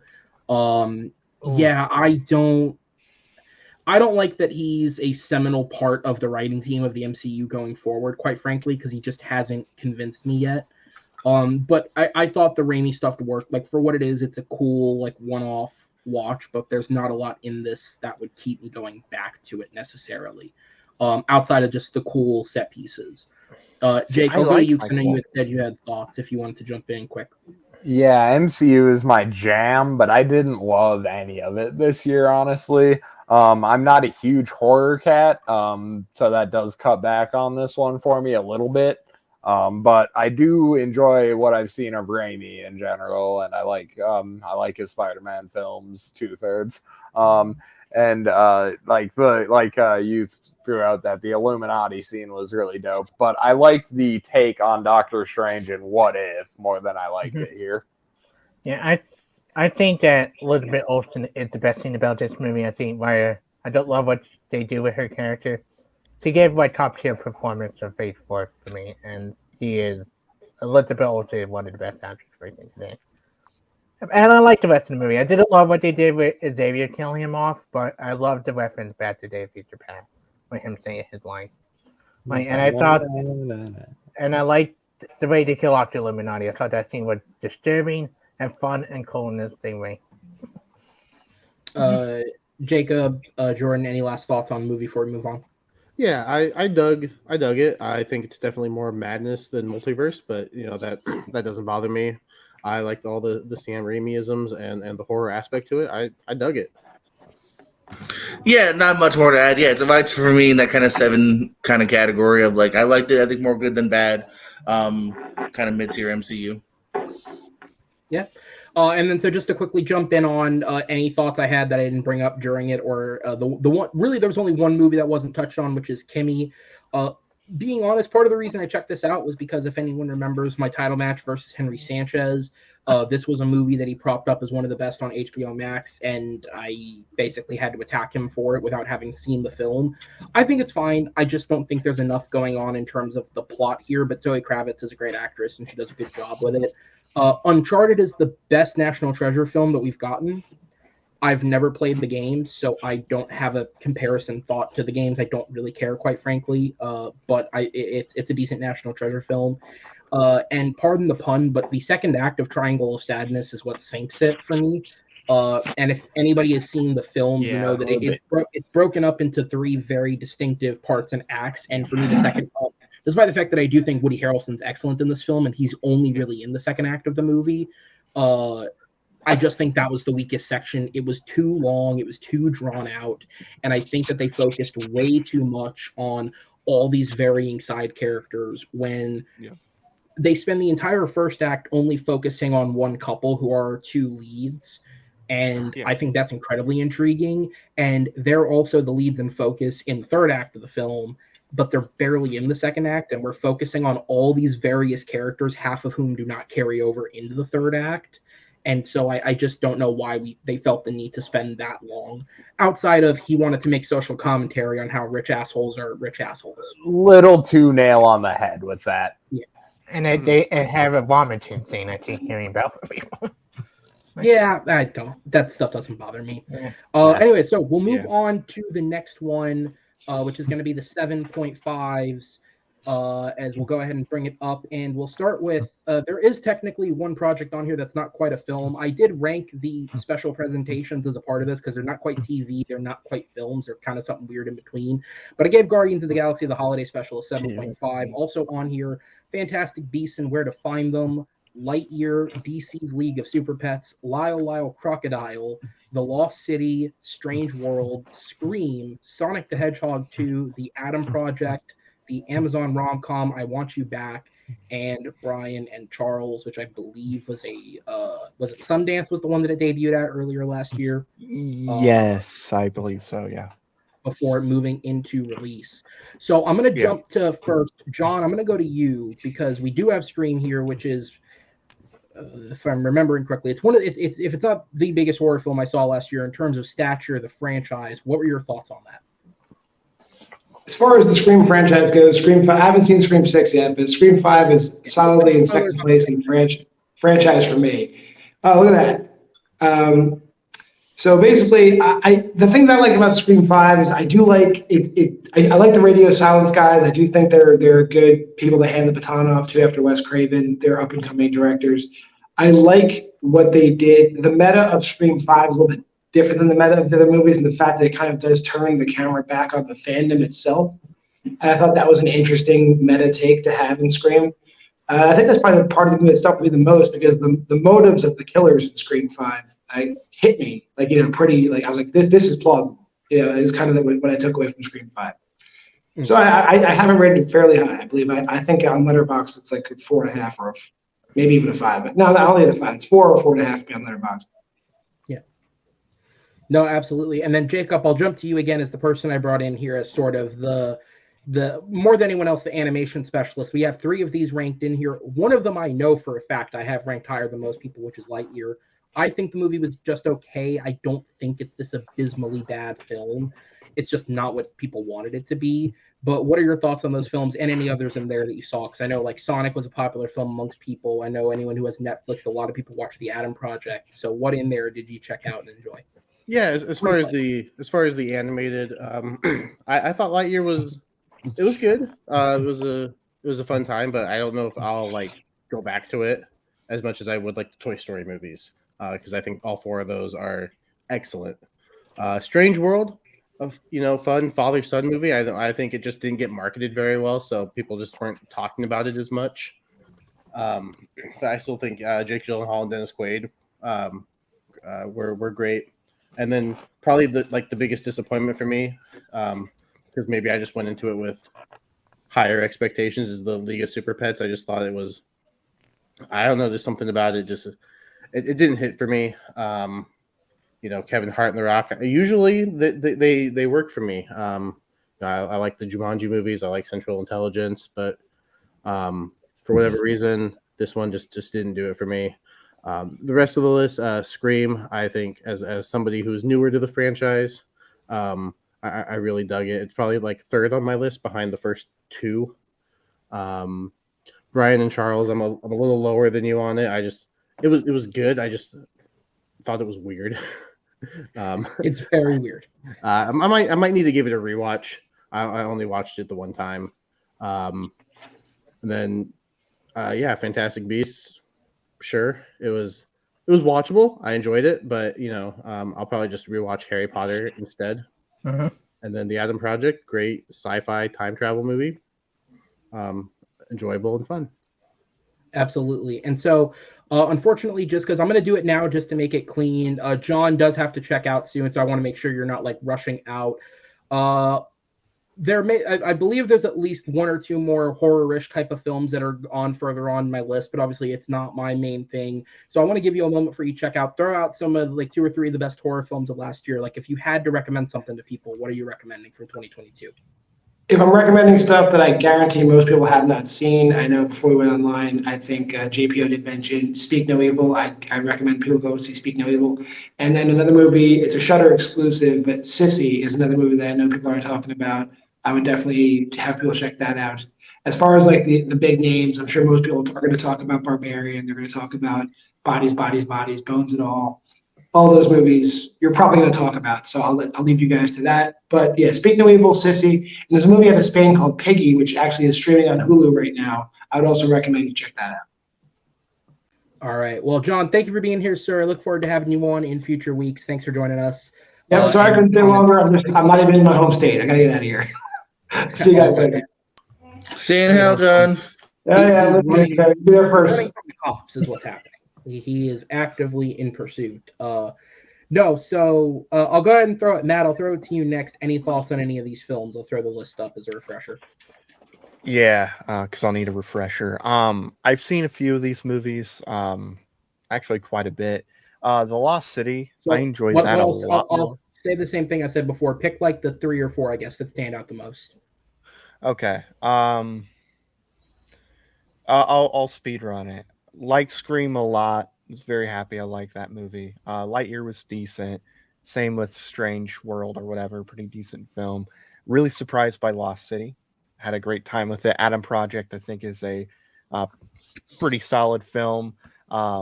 Really loved the Guardians Holiday Special and Sonic 2. Really enjoyed that. I'm glad that I liked this much. And Lyle, that I only know that because of the memes that have been going on online lately. There you go. There we go. All right, Jordan, I'll go to you next. Sorry, I had a drink from my Scream cup. I love the new Scream. The 5th one here from 2022. I really like what they did with it. I'm also in agreement. In fact, I might have it higher to my top 20. I'm in agreement of Atom Project. That was a fun Netflix surprise here. Same director as Free Guy, so I thought that really worked. I Want You Back. Also really good rom-com. I love Jenny Slate and Charlie Day. Sonic, in agreement with Sonic, both of them have been really fun here. That was a surprise. Arguably top 5 not comic book, video game movies of all time. I think you're being a little nice to Lightyear, DC League of Super Pets, and Lost City. None of those. I don't hate any of those, but I also don't like them as much as you do. And Guardians, not a movie. How dare you? How dare you? I swear, if the Harry Potter special's on here, I'm rage quitting. Oh, I hope it's on now. Oh, it was feature length. Jake, I'm gonna go. Not to a movie. What are your thoughts? I have seen 2 of these things. I will briefly speak on 3 of them. Jenna Ortega's performance in Scream 5, fucking fantastic, even though I still haven't seen it. Guardians Holiday Special I adored. It was better. Like, for me, I liked it more than any of the movies. I liked most of the Disney Plus stuff we got this year more than the movies we got this year, coincidentally. And then I will also speak on Sonic 2, which was fucking fantastic. Top 5 video game movie for sure. I really think video game movies are starting to get into that the X-Men, Spider-Man era, where we're starting to get those good ones that will really lay the bricks for the great ones that I hope we do get in the future. Absolutely. And Chris, I'll go to you. Can you pull it up? Sorry. Sure. I don't want to just leave it on screen covering everyone the whole time. All right. So I think almost all of them. So Scream. All right. So again, pick like the 3 that stand out most. I would go through them quickly and then to the feature. Scream 5, fantastic. Adam Potter was good. To get Dumbledore a lot better than I expected, man. Mr. Green. I Want You Back is a really good Amazon movie. I really did like Jenny Slate, hysterical in it. And Aaron, you might speak on this a little bit. Why Lion Cross the Dying wasn't that bad. I really loved the music to this movie. I really like, by the same people who did Evan Hansen and Greatest Showman, everything, the music stand out. Javier Bardem is really good in the movie. Like, he is actually, for someone who I don't know could sing decent singing voice, his foot number is one of the best songs in the movie. Take a look at it now. Everything else I love. Like, good Super Pet, I'm more high on you guys, like some of you guys did. I actually did enjoy Like a Super Pet. Well, I watched it like 2 months ago, just for trivia. I actually did enjoy it. So yeah, good, decent list. I haven't seen the first one on the photo, but everything else I did enjoy to a good extent. And I haven't finished Train Film. Well. All right. So to just jump quickly into the things that were either under talked about or ones that I had a specific comment on. Fantastic Beasts: The Secrets of Dumbledore is easily the 3 of these best films. Unfortunately, that's not saying very much. This movie was far better than the other 2, in my opinion, like miles better than the other 2, but that it's not good enough to save this franchise. I'm sorry, J.K. Rowling, you're not getting internet love and you're not getting 5 films. By the way, I blame Warner Brothers for this. I still maintain to this day, you shouldn't have let a fucking author write a movie franchise. They're not the same thing. That's not how this works. Lyle Crocodile, again, it kind of goes in the same vein for me as like the Disney Plus films. It's just slightly better made. It's a very cute kids film. When it's focusing on the family, it is just a very generic cute kids film. I kind of put it in the same vein as like Clifford that came out last year. Like, it is very much just that cute little kids film. But yeah, Javier Bardem brings a very weird energy to this that I do think works. The Lost City, to me, honestly, like, to be fair, the movie was very good. Obviously, I rated it higher. The standout to me was Daniel Radcliffe, just because like more and more he's actively getting bigger and bigger projects now. For years he was kind of just doing these small indie films after Harry Potter, and now he's sort of getting back out into the limelight a bit more, and I thought he was excellent as the bad guy in this. Sonic 2, I was just glad it didn't suck. I honestly I may have even liked it slightly more than the first one. They're very, very close to me, so I'm just glad that they're able to bring some consistency. And even though I enjoy him, if they do move on from Jim Carrey, I'm okay with it, honestly. If he doesn't want to come back, I think they could put in a new villain. It could work just as well. And the Adam Project is quite good. For me, like, just because I loved Free Guy so much, it was in my top 10 of last year. This was obviously a huge step down, but this movie being even as good as it was gives me the confidence in Sean Levy taking over Deadpool 3. So I look forward to seeing what they're going to come up with there. And especially because that movie, like, conceivably is like a multiversal time travel type movie, just based on the fact that they've said they're going to partially use Deadpool 2's ending as a setup for it. Like, okay, I can kind of get why they may have gone the direction with him as the director. And that kid is really good that play Ryan Reynolds' son in Yes, Walker Scobell, who you all can see next year as Percy Jackson on Disney Plus. This is just a Disney Plus show. I'm secretly getting paid. All right. So moving on, we're getting higher and higher, hopefully better and better, I guess, to some people. We're going to get to the 8 out of 10s. And I have a couple here as I go ahead and pull these up. Sorry, JPO, I did put the Harry Potter thing in there. Also movies that aren't technically like full movies. Jackass Forever is a movie, but it's also kind of not really a movie, but it was very funny. I enjoyed Werewolf by Night. Again, it's one of those special presentations, so not quite a show, not quite a movie, but I put it on the list anyways. And then The House, which was originally it was a Netflix horror anthology series, but they only made 3 of them, so they just released it as a movie instead. Also quite good, very, very creepy. Like, if you want to introduce your kids to horror, I think this is a good one to go about it. Other real films on this list include Fall, the Bob's Burgers movie, Ambulance, Turning Red, and Avatar: The Way of Water. Matt, I'm going to go to you first. What are your thoughts on any of these films? Okay, so really liked Avatar. Was kind of worried that it was going to lose the magic, but it's James Cameron, so I shouldn't have had that fear. Quite enjoyed it. Best Picture? I don't know, but I definitely the first one was, so I wasn't shocked. Yeah, but should it have been nominated? That's another question. No. Turning Red. You know, if you like the movie, then apparently certain people will say certain things about you, as I found out on the internet. So I enjoyed Turning Red. Didn't love it, but I definitely enjoyed it. Bob's Burgers, I enjoyed quite a bit too. Werewolf by Night, was really surprised with that. Had a great time. And that is all of them, because I did not see the rest. All right, Jordan, over to you. I think everything here is not far off, but maybe a little too nice. Bob's Burgers, a slight disappointment. I do dig it. It's my favorite movie on this list here. Ambulance and Fall does the gimmicks right, but they're more like 6 or 7s in here. Turning Red, about another 7. Funny enough, haven't seen Avatar. 130 movies, never got to Avatar. And Werewolf by Night and Harry Potter thing, not a movie. Listen, man, fuck it. Touche. Jacob, I'll go down to you again. Obviously, you've seen far more than just animated films. I just know that you're.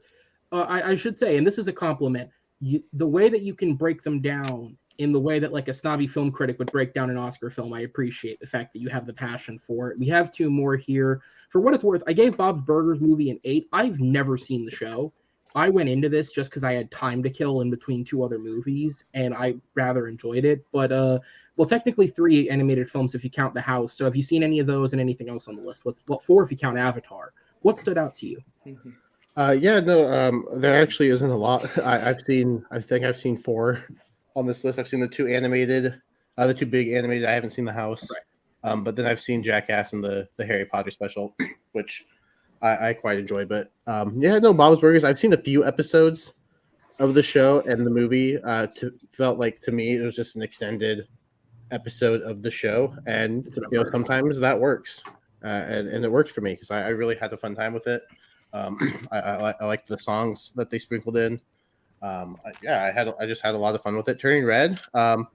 At first, I wasn't sure, but then like the more I thought about it, I was like, no, this is a really good Pixar movie. I think it's really quality. And it's probably of the 2 that came out this year, it's the one I like. It's the better, yeah. And if we could get an entire 4-Town album, I'm here for it. It'd be the Billie Eilish album I'm most interested in. Still think it's weird that she wrote those, but Chris, I'll go over to you next. You guys did see my visual reaction on them. I freaking hate Ambulance. That's the only time you and me would disagree. I think Ambulance, to me, one of the worst movies of the year, last year. I think Y'all do Martin. This I forget how you say his last name, but it's fantastic in the movie. I think he is usually the only good thing about it. He's still performing all over the map. I think the action sequence dumb. I think it's too much drone shot. I haven't seen Bob Berger. I like the Harry Potter special. I love Turning Red. I have defended Turning Red at so many calls lately. I haven't seen The Fall. A couple of them I haven't seen. Avatar would maybe not talk about the script, but it's easily the weakest part. The new Avatar movie. Everything else is really good. I just think the script had too many bros, line after line. Hey, Cameron, please stop writing Bro, script. Jake Sully's a bro douche, bro. That's just how he thinks. That's how he compliments the Cameron, world, bro. Like, please stop trying to be up to date with what we say in real life because it's not written in your script, and it's really annoying at the 15th time of hearing that. but Cameron understands the young people, bro. Keep Bishop his guy, bro. He's hip with the people, bro. He is a fantastic director. He's not a great screenwriter. I will say that. I honestly, I just can't believe it took like 5 people to put the script out. That's the most shocking part. Yeah, the first one it took 1 person, and I guess whoever wrote Pocahontas. But this one took 5. But everything else, I'd like to miss something. I think I cover everything I've seen. So, all right, and then Jake, over to you. Any thoughts? Yeah. From this point on, I've liked to loved everything I've seen from the year. I got Jackass Forever on this one and Turning Red as well. Jackass Forever is just it's fun to see those guys back. It's good shit. It's a movie for sure. So at least Jordan can't get too on your case on that one. Whoa. I didn't fight Jackass at all. It was feature length. It was in theaters. I didn't say shit about Jackass. I know. I'm defending. So if the Harry Potter special was in theaters, you wouldn't. No, because it'd still be just okay. Well, maybe. It's like sort of a documentary, like kind of. Nah, it's a reunion special. It's not a movie. Turning Red, top tier Pixar for me. I really adored the crap out of that story. It's of my age and shit. Like I think she's only a couple years, like only a year, like she's like a year older than me. As far as the timeline stacks up. Not in the movie physically, timeline. The movie set in 2002 for anyone. Yeah, she was born in March or some shit. 90. I was born in April 91. I did the math, but I forgot it. Anyway, I really fucking love the flick. They absolutely nailed the early 2000s vibe and shit, and I dug the animation. So good flicks on both of those two. And throw that up again. I thought I had one more thing I wanted to say. Sure. Shabba-dooby. Oh yeah, Werewolf by I keep forgetting Werewolf by Night exists. I got to get to that. So to before we move on, to jump on some of the things that weren't brought up, Fall was one of the movies in that last like 14 that I watched, only because I went to see it in a theater, and I got there early, and in the 20 minutes I was waiting for the movie to start in the theater, at least based on seats sold, it was me, my brother, and the entire row in front of us was booked, and the first couple of that row showed up early. And no joke, for the entire 20 minutes I was sitting there waiting, including getting into the trailers, nonstop talking, way above any kind of normal volume, even for like a non-theater. And there was a lot of coughing going on. And I just texted my brother and said, this movie's not fucking worth it. So he left. So I decided, all right, you know what, I'm going to go back and check it out. And I do wish I had made time to see it in the theater, because visually this movie is surprisingly very good looking. I know a lot of people made fun of that trailer because of that shitty looking CG tower. The tower in the movie is actually a practical set. That CG tower was created just so they could do that shot for the trailer. It's not in the movie at all. And what this really is it's a showcase of acting for these two women. One of them I've never seen in anything before. I didn't recognize her from anything. The other one was Grace Fulton, who was the oldest sister in Shazam. And she's also obviously going to be in Shazam Fury of the Gods in a couple weeks. And I thought they both gave really, really good performances. You also get a cameo from Jeffrey Dean Morgan, and for any Scream fans out there, Mason Gooding also has a cameo in this movie, essentially. And they're both good, but they're not in it very long. But these two girls give really good performances. The biggest weakness with this film is the script. and it's the lack of script, because a lot of this movie is just ad-lib dialogue. The actors were basically just given the premise of where they need to get in terms of the story and the scene, and we're told to kind of just spew back and forth, which creates good chemistry between them, but it just means that it takes 3 lines longer to get to a point sometimes because they're ad-libbing it and they're not going off of a script. So it could have been better if it was actually tightly written, but other than that, very good. I'm going to defend Ambulance. I think this is Michael Bay's best film in years. I think the action in it, I think, is really, really well shot. I like the drone shots, maybe a little overused, but for the most part, especially in the chase, like the real heat of it, I think it actually really, really works. The practical stunts, I think, do a lot for this movie. The fact that, again, Bay does blow shit up really makes this movie work. And I think Gyllenhaal playing just off the wall deranged really works. Yahya Abdul-Mateen II is a great actor. Again, one of probably the better up-and-coming actors. I think he really holds the movie down and grounds it. Is it ridiculous? Does it probably have some plot holes? Absolutely, but it's a Michael Bay movie. Like, don't go into this expecting high fucking art. Don't, you know? Yeah. I don't this have it as high, but it's fun. like, this is better than Six Underground. This is better than any Transformers movie. This one's probably sacrilegious to some people, but I think it's better than both the Bad Boys films, which I'm not really a fan of. This is one of his best directed films. Like, just as a director, I think it's one of his best made films. And Avatar, if anyone wants to know my thoughts on Avatar, you can go watch my Battleground against Chad, because I had to argue against it. And those are my real thoughts on the film. I think visually the movie is incredibly stunning, and the Oscars it's nominated for outside of picture, I understand why it got the nominations. And to be fair, I understand why I got a picture one as well. But yeah, its screenplay is still not great. Slightly improved, but not great. And I also think this movie has pacing issues that the first movie didn't have. It did not need to be 3 hours long. And so with that, the next one up. So by the way, I've also mentally accepted the fact that this is going to go over 2 hours. If at any point anyone needs to drop, go ahead. But if you guys are enjoying the conversation, stick around. As long as we get to it. I was gonna say, some of you guys do longer shows. You should be all right. Jacob's laughing because we thought of the same Shout out to thing. Jordan Anderson and Pez. Hey, Pez loves Ambulance too. Pez would have it even higher. Very good. No, I know Pez had it higher. Yeah. So I'm going to derail just for a second, because one of the things that I do, and again, this is like the pretentious movie critic side of me, is for the last few years, I try to find, this is also the student in me. I both go to school and work in a school. Surprise, surprise. I try to find essentially like a thesis within a year. Like, what was a consistent theme that I noticed across a year in terms of the films that were getting made? So as an example, in 2021, for me, that was the year of both animated films and musicals. Across the board throughout the entire year, there were multiple musicals and animated films, and they consistently made up the best films of the year. I mean, my number 1 and 2 were Mitchell's versus Machines and In the Heights. Like, they just across the board, the movies were absolutely spectacular.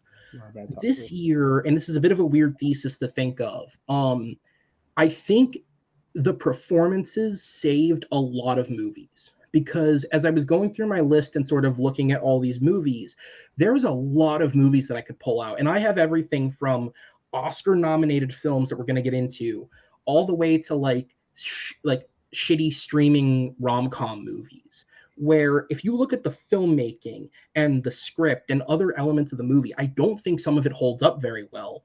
But the performances do a lot for these movies and sort of bring them to higher ratings. And so I pulled out a bunch of these, and these are assorted all the way from 6 out of 10 to 8 out of 10 in terms of rating. But these are the ones to me that stood out the most as the performance makes the movie better. And I'm going to start with the 2 most controversial, because both of these are Best Picture noms that honestly, as movies, I'm not fond of. I just think the performances are that good. With a 6 out of 10, Tar and Elvis, neither of which I was all that big a fan of movie-wise, but I think the performances do a lot. With a 7 out of 10, I have, again, another very talked about nominee in 2, Leslie, and some other smaller films that I think the same message applies. Marry Me, Honk for Jesus, Save Your Soul. Another, well, not Peacock original. I guess it did go to theaters technically. And Crush, which was a Hulu original. At 7.5 out of 10, again, we have a couple of Oscar films there. The Whale, Causeway, Babylon, and Women Talking. I also threw in Not Okay with Zoe Deutsch and Dylan O'Brien, another movie where I think the performances are better than the script. And then at 8 out of 10, the best of these films, in my opinion, but still same concept, Living with Bill Nighy and Devotion, which, again, in a year where performances were so strong, I totally understand why John Majors and Glenn Powell kind of got left out of the discussion, but they elevate this movie to another level. So check out that movie if you didn't, because it did sort of shoot under the radar. Matt, I saw you nodding through a lot of it, or for some of it there, so I'm going to jump to yours first. What are your thoughts on that? So I really disagree with you. Oh, sorry. I'll bring the list back up if anyone needs it. Oh, you're good. No, I really disagree with you about Tar. Okay. I love Tar. Okay. I think Tar is a great that's the one I knew would piss people off the most. Yeah, that one I really do love. It's in my top 10, kind of lower end of my top 10, but I really did enjoy it. The performances, not just Cate Blanchett, but the performances are really good. I thought it was a really good I guess a viewpoint of just what cancel culture can do to some people and stuff, whether they deserve it or they don't deserve it. I thought it was really good look into that. But yeah, I mean, obviously the thing that's going to stand out, and I think what, might make some people say, yeah, this is not that great of a movie. Not you, but is Cate Blanchett's performance is so good. There's going to be some people out there that haven't seen the movie that might go, oh, it's probably just because of her. Like there's some people that think The Dark Knight is only rated as high as it is because of Heath Ledger and his performance. So that's kind of how I saw with Tar, but I love Tar personally. I'm on the same page with you on Elvis. I think Elvis is a fine movie. I don't think it should have been nominated for Best Picture. Not at all. You could have made an argument for Baz Luhrmann as director. I think they got it right. Also no. But I think you could have at least made an argument there. I think he's more deserving than the movie being nominated for Best Picture because, I mean, there's just a lot of great movies out. Can you pull up the list again? Yeah, absolutely. And I will say, while you're giving this a quick look through, for those two specifically, because they're the lowest, Elvis is a movie I just straight up don't like. It gets a 6 out of 10 because I think Austin Butler elevates it that much. Yeah. Tar, I do understand why people like this movie. For me, while her performance is incredibly engaging, the way it chooses to tell its story, I just couldn't get sucked into. The Me Too element of it doesn't fully come into effect until the last hour, and the entire hour and a half before that is just these consistent scenes that some of them going 10 minutes plus of back and forth dialogue between one per and another person. Usually there's not more than like 2 or 3 characters per scene ever, and she's always one of them. And it for me at least, and I'm going to attribute a lot of it to Todd Field's screenplay. It just, the dialogue didn't engage me in that way because I've loved movies like this before. I don't think his writing engaged me at all. But certainly the message I can get behind. I agree with you there. I think with Tar, like there's 2 scenes for Tar that easily my top 20 favorite scenes from last year. That's the opening scene. Is that a list you have ready to go? No, but like the scene where she had the TED Talk thing, and then the scene that's really over. I think like 2 great, really well written scenes that talk about music in general, especially the Juilliard scene where she does carry down to one person. Like I think the writing is really good for the most part. I think she's fantastic. The one I will really disagree with you because I think, and it's your 7.5, one of my favorite movies of last year.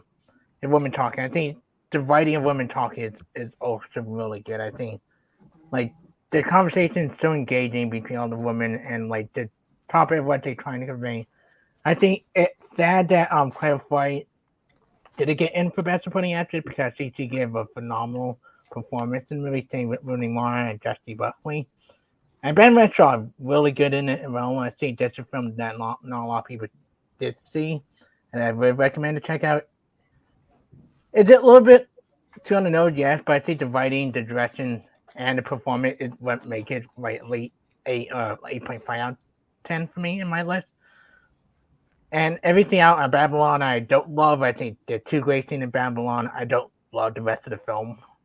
I think the film, like there's this on-set shooting moment, and then when they actually do film talking first time, it's the best 2 scenes in the movie. I see Mark Robbie is great. I see Brad Pitt is great. I think Dean Smart does easily give the best written scene in the movie when she's talking about when she having that speech with Brad Pitt. But everything else, I do agree. The reality Brandon Fraser is the best thing about the movie, along with Hunt Chow and one other performer. And like that one to me is in terms of elevating a movie to like me calling it a good movie. That's one of the, because I think it's, for me, it's not just Fraser and Chong. I think across the board, like, and I'll say this straight, I think Sadie Sink's character in that film is horribly written. Like, I don't think that's a well-written character at all, but she delivers such a good performance that I can at least get where the movie's going with it. Whereas on page, I don't think that character really works at all, because the movie wants you to be sympathetic for her because Fraser is, but I don't think they give her anything to be sympathetic with. Like, I remember, like, that's the fight me and you have had before, though. I think that's purposely there, is that Fraser's believing beyond belief what we've seen. I don't think we're supposed to like her. We're supposed to think she's kind of a little shit, but he has faith beyond belief that there is something still good, that he knows that he saw that good once upon a time, and he still believes, despite what he's seeing and we're seeing, that that's still there. I agree with you on that one, Jordan. That's probably my biggest disagreement here. I love the Whale top 5. No, I was gonna say, to an extent, I get where you're coming from. I guess I would have just liked to have been sold on it a little more, because I can totally see, like, on the page where they're going with the idea of it. But like when they insinuate that, or they don't insinuate, they say that like his belief is she did what she did for Ty Sheridan, who, honestly, for me, I don't think he gives the best performance in the film, but he's the MVP of the movie for me, because that character is completely inconsequential to this story, but he gives such a good performance, especially after being away from acting for multiple years, and that he makes the character, like, again, only after you analyze the character out after the film, I don't think that character is consequential to the movie at all. But in the movie, while you're watching it, he's so engaging that you don't really notice the fact that that character doesn't need to be there. Everything that he does, you could get there another way with just the characters you already have. But I think that he gives a great performance. But what I was saying was, like, in the theater, in my own head, when he's like believing that what she did for him was potentially out of the kindness of her heart, there was no part of me that even wants to go down that road with him, because I'm just like, no, I think she did it because she's a bitch and she wanted to potentially, and it just worked out in the best way possible. But again, like, I guess that right there is the purity of subjectivity of film, because that movie wants you to read into what it's thinking, and it could lean one way or the other. You know what I mean? Yeah, say The Whale is definitely one of those movies where I thought it was fine. I'm probably on the same page as you. You go to see that movie for Brendan Fraser and Hong Chow. That's what you go see the movie for. I am sorry. I love Angela Bassett. I would rather give the Oscar to Hong Chow for The Whale over Angela. Right now, it's looking like Jamie Lee Curtis could be the one that's going to steal it. So I don't agree with that. Or Carrie Condon. Jane Condon. Or the daughter herself, everybody wants to well, yes, technically, anyone who is nominated could win the award. That is how that works. Yeah, and Elvis, I agree with you. I think Oscar Butler is great. I don't get how it got so many nominations. How did it get nominated for editing? That's the one I'm like. When they did the votes for nominations, it got enough to be inserted into the 5. All the people who voted for Bohemian Rhapsody came back out of the woods. There's a sect of people on this earth who seem to like that style of editing. Some like Glass Onion and a few other things who have really good editing did not get in, but Elvis getting over Glass Onion and a few other things. Because they did funny, cool stuff with the newspaper flipping, and they're like, "That's cool." So yeah. So before we move on, does anyone have any final thoughts on any of these films? Jake, Jacob, I know you guys have said the least, so go ahead, Jake. Yeah. Tar I have at 10. Tar and The Whale, both watches I had in the past week, and the only two I've seen on this list. Tar was really, really good, but again, largely on Cate Blanchett's performance. I did like the dialogue a bit more than you did. So I really just enjoyed the film as a package. The Whale, though, I have at 5, and that just fucking broke me. Is again, addiction being an issue I'm dealing with and shit. Like, that's one of those ones that makes you want to stay on the straight and narrow with that kind of thing. So I really like Brendan Fraser was fucking amazing in that flick. Han Chow played her character well. I also like she is not a good fucking friend. Like, what are you doing bringing in double meatball subs with? But sorry, no, that's the thing is, she's the kind of friend that like she doesn't have the heart to fight it, man. Like I think even that's kind of like understated, like fantastic. Like I love that is, you know what I mean? This is a different side of addiction that isn't shown a lot here, man. And I think that then that does happen. You know, I know people are like, come on, man, actually, you do better. Let's go to Golden Corral. And I'm like, what the fuck? I thought you don't invite me to Golden Corral, you know, like and I do want to touch on, because you're right to bring up the fact that, like, really at its core, the movie is about addiction. Even though it's not on the surface, the movie is about addiction. Even though I have the two half a point apart, because I have other issues with The Whale personally. I don't think Aronofsky was the right choice to direct that. I think he makes certain decisions that don't quite work for me in the direction. But The Whale is everything that is unique and interesting in addiction that To Leslie isn't. And I want to talk on that for a brief moment because it's also in that set of lists, because this movie became one of the most talked about movies of the Oscar race at all, simply for the fact that nobody knew what it was, but then it got nominated. Like, even film fans didn't really know what it was, and it got nominated. And I'm sorry, like, I don't have an issue with the way they went about campaigning it. I don't think there is anything wrong with the way that the studio went about campaigning it. But this movie got nominated because Andrea Riseborough's got a lot of fucking friends in the industry. Like, that I'm sorry, this movie is not unique enough. She is very good, and I do want to give a shout out to Owen Teague, who plays her son. He's going to have a potential star-making turn in the next Planet of the Apes movie, where he'll be one of the lead actors. And I think he's excellent in this for the small part that he has. But this movie, it is everything that you've seen in an addiction film done before, done better in certain cases in other films. It was also, and maybe somebody if somebody is from Texas, they can correct me. Nobody in this movie, at least any of the leading characters, Mark Maron, Allison Janney, Andrea Riseborough is British, Owen Teague is from Florida, Stephen Root's not from, none of them are from Texas, and this just feels like they're all doing the most stereotypical, like, hick Southern accent that they could all come up with and do together. And it's distracting the entire movie, and her performance is excellent. I think a couple of the performances are very good. Like Mark Maron, who's not exactly known for his acting prowess, I do think he does a good job in this movie, especially because he's given. I think he's getting there, man. Like these stand-up comedians, Bill Burr, him, Jim Gaffigan, are slowly becoming some of the best character actors. Yeah. But yeah, man, that movie was just so, like, I've seen all of this before, and none of it. I'm with you on that. I'm with you on that pretty much wholeheartedly. It's a good flick, but like you said, we've seen it, and maybe even better. I'm interested to know why Women Talking is rated 7.5 for you. For me, it was just simply the movie, kind of similar issues I have with The Whale. The way the movie's actually made didn't engage me all that much. I think first off, I think it's an important film. Like, I think this is a movie a lot of people should see, because I do agree with you in terms of the script, the way that this is written, and the way that it addresses. Watch along. That'd be a really sad watch along.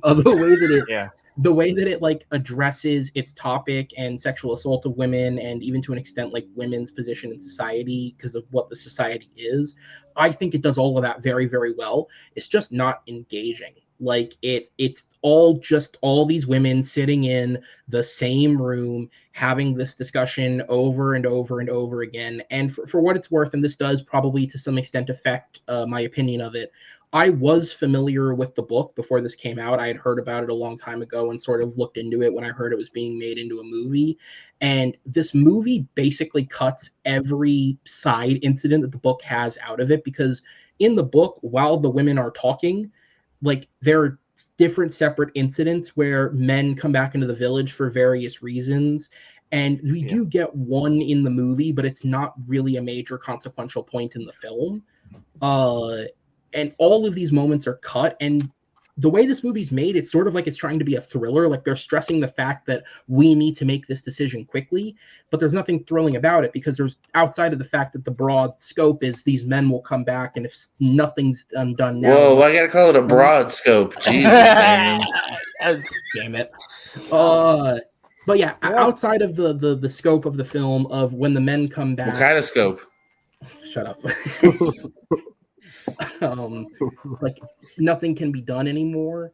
The movie just didn't engage me in that way. But I will say, even though it is like it's not anywhere near my best list, it is a movie that I think is important, and I do think people should check out simply because I think it does the discussion on this topic better than a lot of other movies that have tried. It's the same way I feel about The like problem with women talking is that it's too much women talking. No, Am I right? no. Damn it! Don't drag me down this hole, okay? My grandpa would hate this movie. I Like, mean, there's the too same much way, of this. I love this movie the same way I loved like 2 years ago Okay. Max with a And- very similar type, one Yeah. set location. Yeah. And so I do want to move on because we are at the 2 hour mark. I want to talk about Marry Me. Let's talk about Marry Me. No! It's a No, movie the one that I actually exists. did want to shout out on this list that wasn't an Oscar film because that's the one we spent the most time on. I did want to shout out Not Okay, which I didn't give a higher score to only because I think in the screenplay, I think the movie kind of tries to have its cake and eat it too with the way they write her character. And I think that does affect the film a little bit. But her performance in this is incredible. Like and there's another movie that we'll get to a little later that she was also in this year. I think that she's more than proven at this point that she can take on bigger roles and handle them very, very well. And Dylan O'Brien has to get he has to get the award for one of the most entertaining roles of the year. He's basically playing Pete Davidson, and it's fucking awesome to watch. I was gonna say I love that screen grab. Yeah, Dylan O'Brien. I wanted to shout out him too because it's a great he's a douchey influencer. He's not in it a lot, but I can see why he would want to do it. I'm looking forward to seeing what Dylan O'Brien brings. I think he's becoming an interesting actor too, man. Yeah, Little action, he really comedy, is. Like stuff like this, yeah. Yeah, he picks interesting roles, and they have another movie that they're in together coming out later this year, I believe. They've also just developed really good screen chemistry, and I don't know which one they shot first, this one or the other one that came out this year is The Outfit. I don't know which one they shot first, but they have good screen chemistry with each other, and I think that helps both films. So we'll go ahead and move on. Name? What was it? Zoe Deutch. Zoe Deutch. Love her. Yeah, Zoe Deutch. So we'll go ahead and move on then to the 8. We're almost at the list for anybody who is watching the show. Again, bless you for watching this far. We're almost at the best and worst list of the year. But before we get there, we have one more, which is the 8.5s. And the best way to describe these films is they're not on the best list, but at one point in the year, all of these movies were. It was only in that last binge I've done in the last month of catching up on movies I haven't seen that the quality, I'm just going to say it, this is just my opinion, at least as long as I've been reviewing films actively, which is only 8 years. I started in 2014. I think this is the best year for film in those 8 years. I think that the quality of film that came out this year was genuinely incredible. The next closest for me would probably be 2019, but I think this one has it slightly beat. I was genuinely impressed. And the fact that there are so many films that I could argue are as good as what's on my best list, but they don't make the best list, shows you that there's a lot of great films.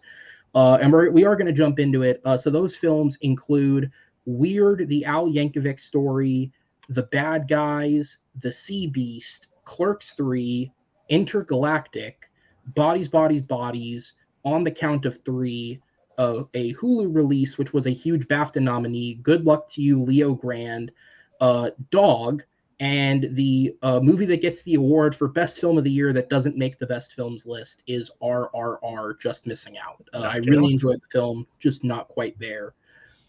So, Jordan, I'll jump to you first. What are your thoughts?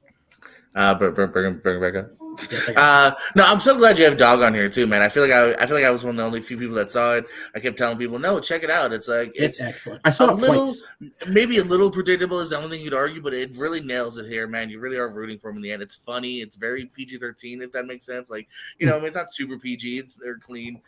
Kevin Nash is a weed dealer. He's great. So I'm glad that's on here. I agree with Clerks 3, right in that kind of 8.5, almost 9 territory. Really like what Kevin Smith went with it. Bad Guys and Bodies maybe a little lower on, but they were both definitely enjoyable here. I at least agree. with some of the steps, bodies. And I know that's another polarizing one. I feel like some people are super high, and I've seen super low on that one. On the count of three, that's a good one here. Some really good performances here. Weird, I have even higher. I absolutely love Weird, and I didn't see Leo Grand, but kudos to her for never mind. You know what I'm thinking about. Yeah, he gets it now. I mean, for anybody curious, if you haven't seen the film, she does go full nude by the end of it. So, whoa, I was talking about her performance. That's where I don't know why you went there. What movie are we talking she's about? Excellent. But if anybody's curious Leo about, if anybody's ever wanted to see Emma Thompson nude, here's your chance. What's it called? But I've seen that. Good luck to you, Leo Grand. Okay, I'd see Grandmommy.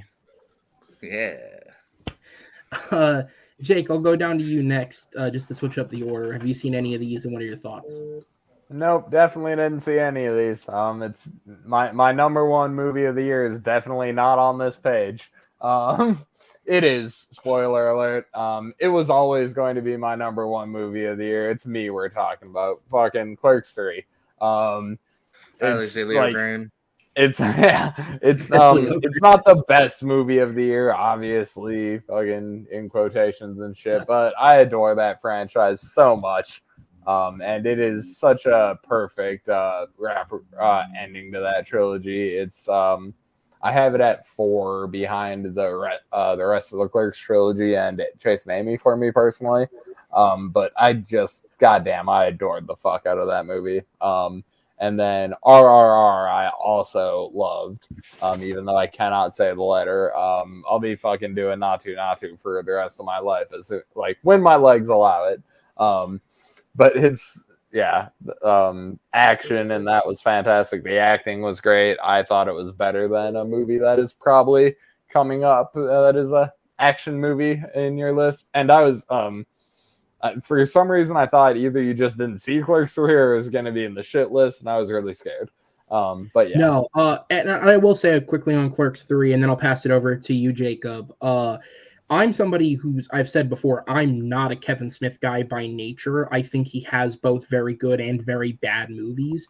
It's also worth noting, I've never seen either of the Clerks films. The only reason I saw this movie is because one of my best friends is a huge Kevin Smith fan, and I was able to get tickets into a screening of this movie, and I went with him because I got the tickets. And I was shocked by how much I enjoyed it. He filled me in on the basics of the stories before seeing it, so I had the gist of it. But I was genuinely shocked at how well made this was, and considering the likes of I believe it's Jeff Anderson and Brian O'Halloran. Is that correct? The fact that neither of them are very consistent actors, they kind of go on and off for years at a time, turn out to excellent leading performances in this film. It's a testament to when Kevin Smith is on as a director, he's fucking on, man. He can do it. Jacob, your thoughts? Yeah, my number one of the year is also on that list. I loved Weird. I loved that. That's right. Movie. I remember that. Yep. Yeah, for me, when I'm making my favorite movies of the year, for me, my enjoyment of the movie plays a big factor. And for me, I had so much fun watching this movie as somebody who's been a big fan of Weird Al for years. This is exactly the type of movie I would think we would get if Weird Al was making a biopic. It's obviously going to be a parody, and everything in this just works for me. It was on in the background for the first half of the show because I was watching it before we went live, and I was like, well, I'm not going to turn it off. I'll just turn the volume down and finish it. That restaurant fight scene, I think, is just a lot of fun. It's just bonkers where they go with some of the story. The fact that they tried to eat it as an original song, it's hilarious. There's just so much about it that I think is hilarious. Some of the other ones that I want to touch on, the Sea Beast, I think. What about this one? The Sea Beast, I think was the correct choice for that fifth best animated feature. It gave me How to Train Your Dragon vibes, which I really dug. As far as maybe they're not bad. And then On the Count of Three, I thought was a big surprise. I didn't know anything about it going into it, but I really dug the story and performances, and yeah, it was a big surprise. So I'm glad it's as high as it is.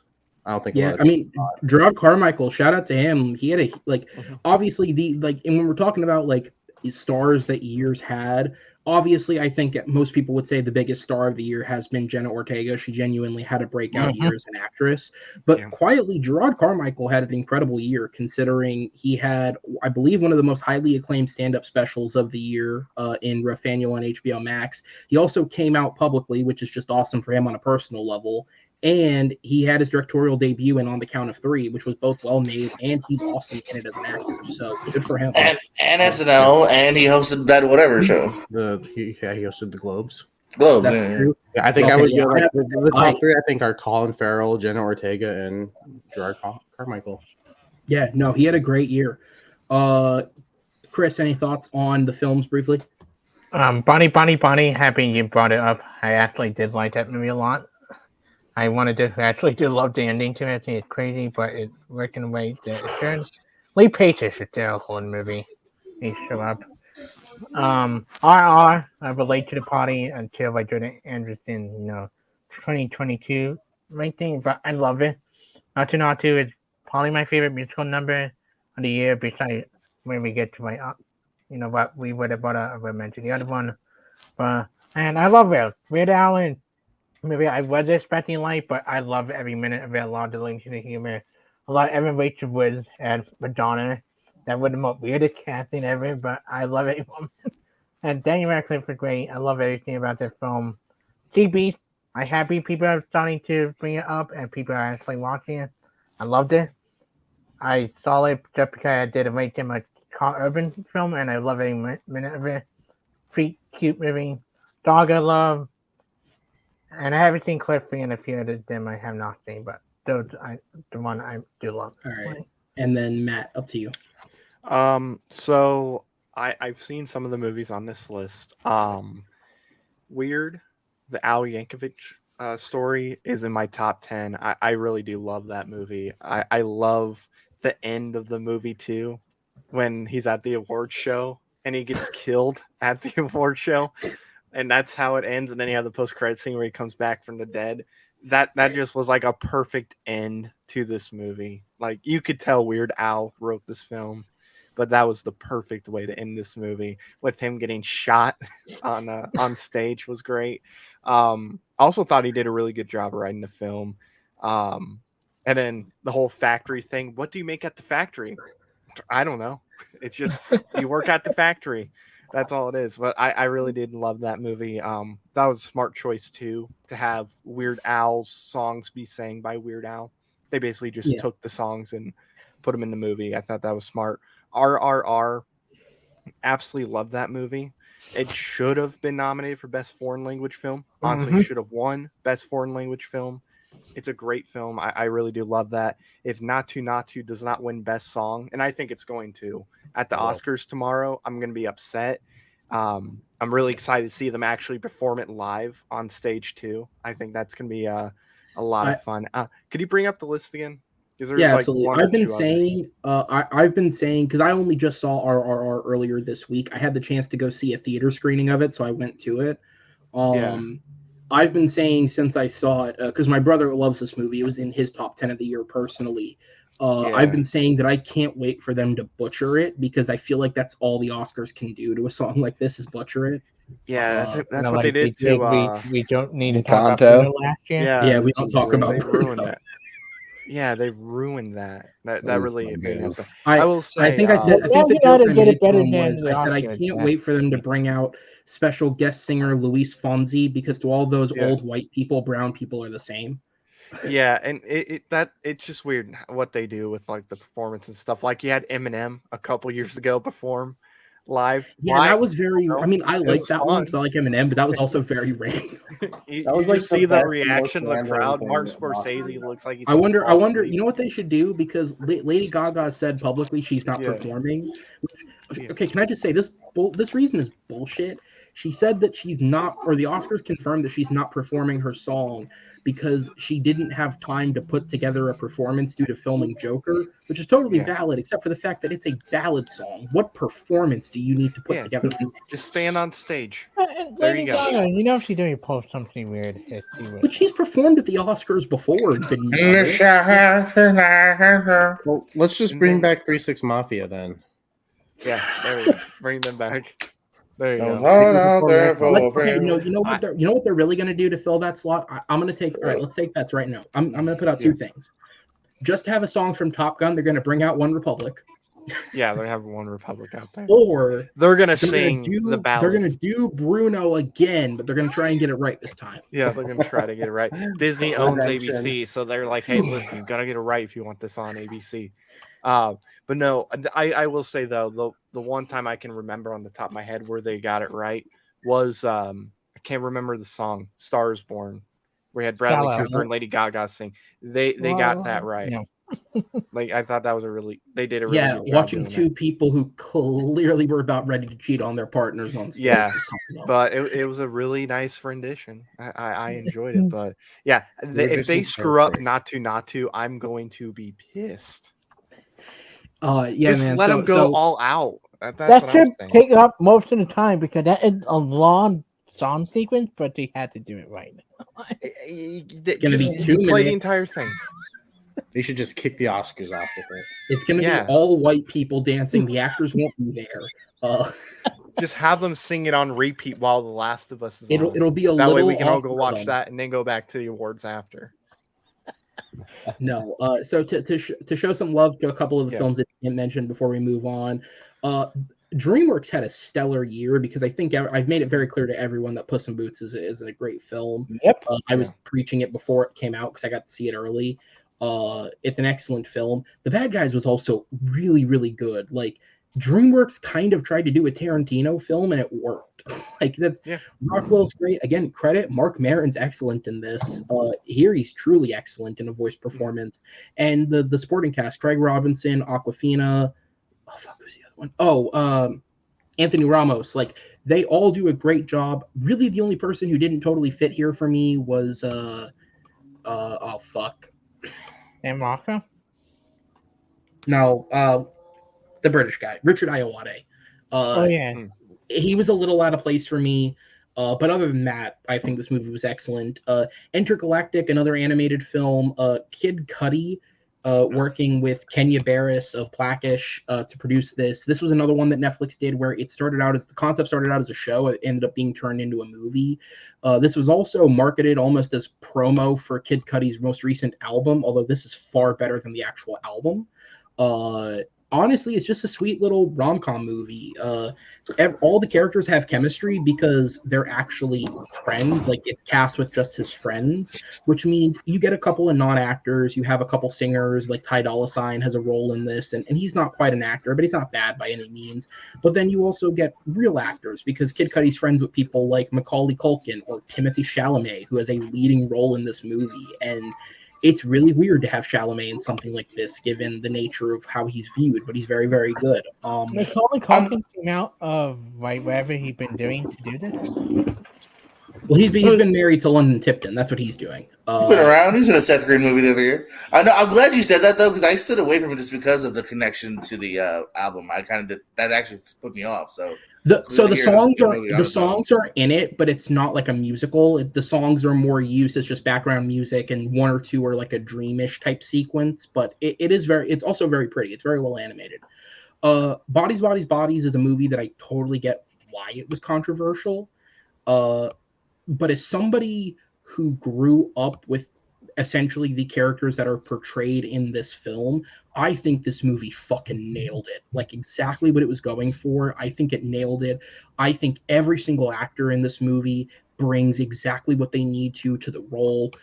Lee Pace being really weirdly out of place in this cast works excellently for the film because he brings that exact energy.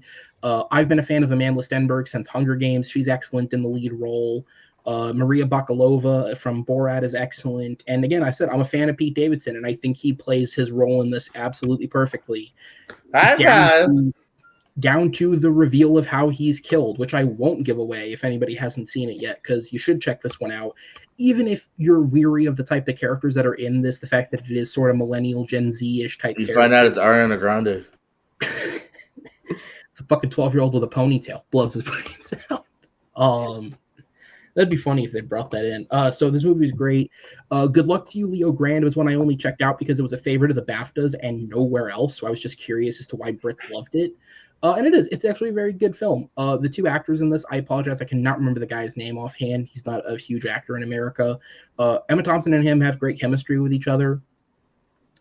There's a believable, because it's not quite a romance. Essentially, for anyone who doesn't know, the basic plot of the film is Emma Thompson is a widower who wants to experience sexual pleasure, so she hires a sex worker. And the film is basically 4 extended scenes of just these two having a dialogue back and forth, because she hires a sex worker and then is very uncomfortable with the fact that she's hired a sex worker, so she doesn't really know what to do except for talk. And it's really well written. I think you could have shaved probably 15 minutes off of it. I think one of the segments goes a little too long, but outside of that, very solid.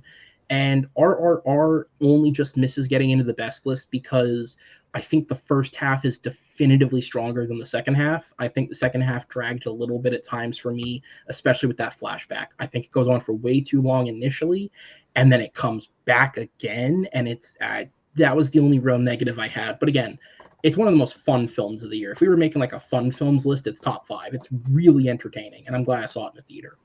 All right, so as we move towards a sort of wrap-up point, we're obviously going to go for a little bit longer. We move into the actual lists. What were the worst and best films of this year, in my opinion? And we're going to go back to the shit films. We're going to go to the worst movies first. Shitty films.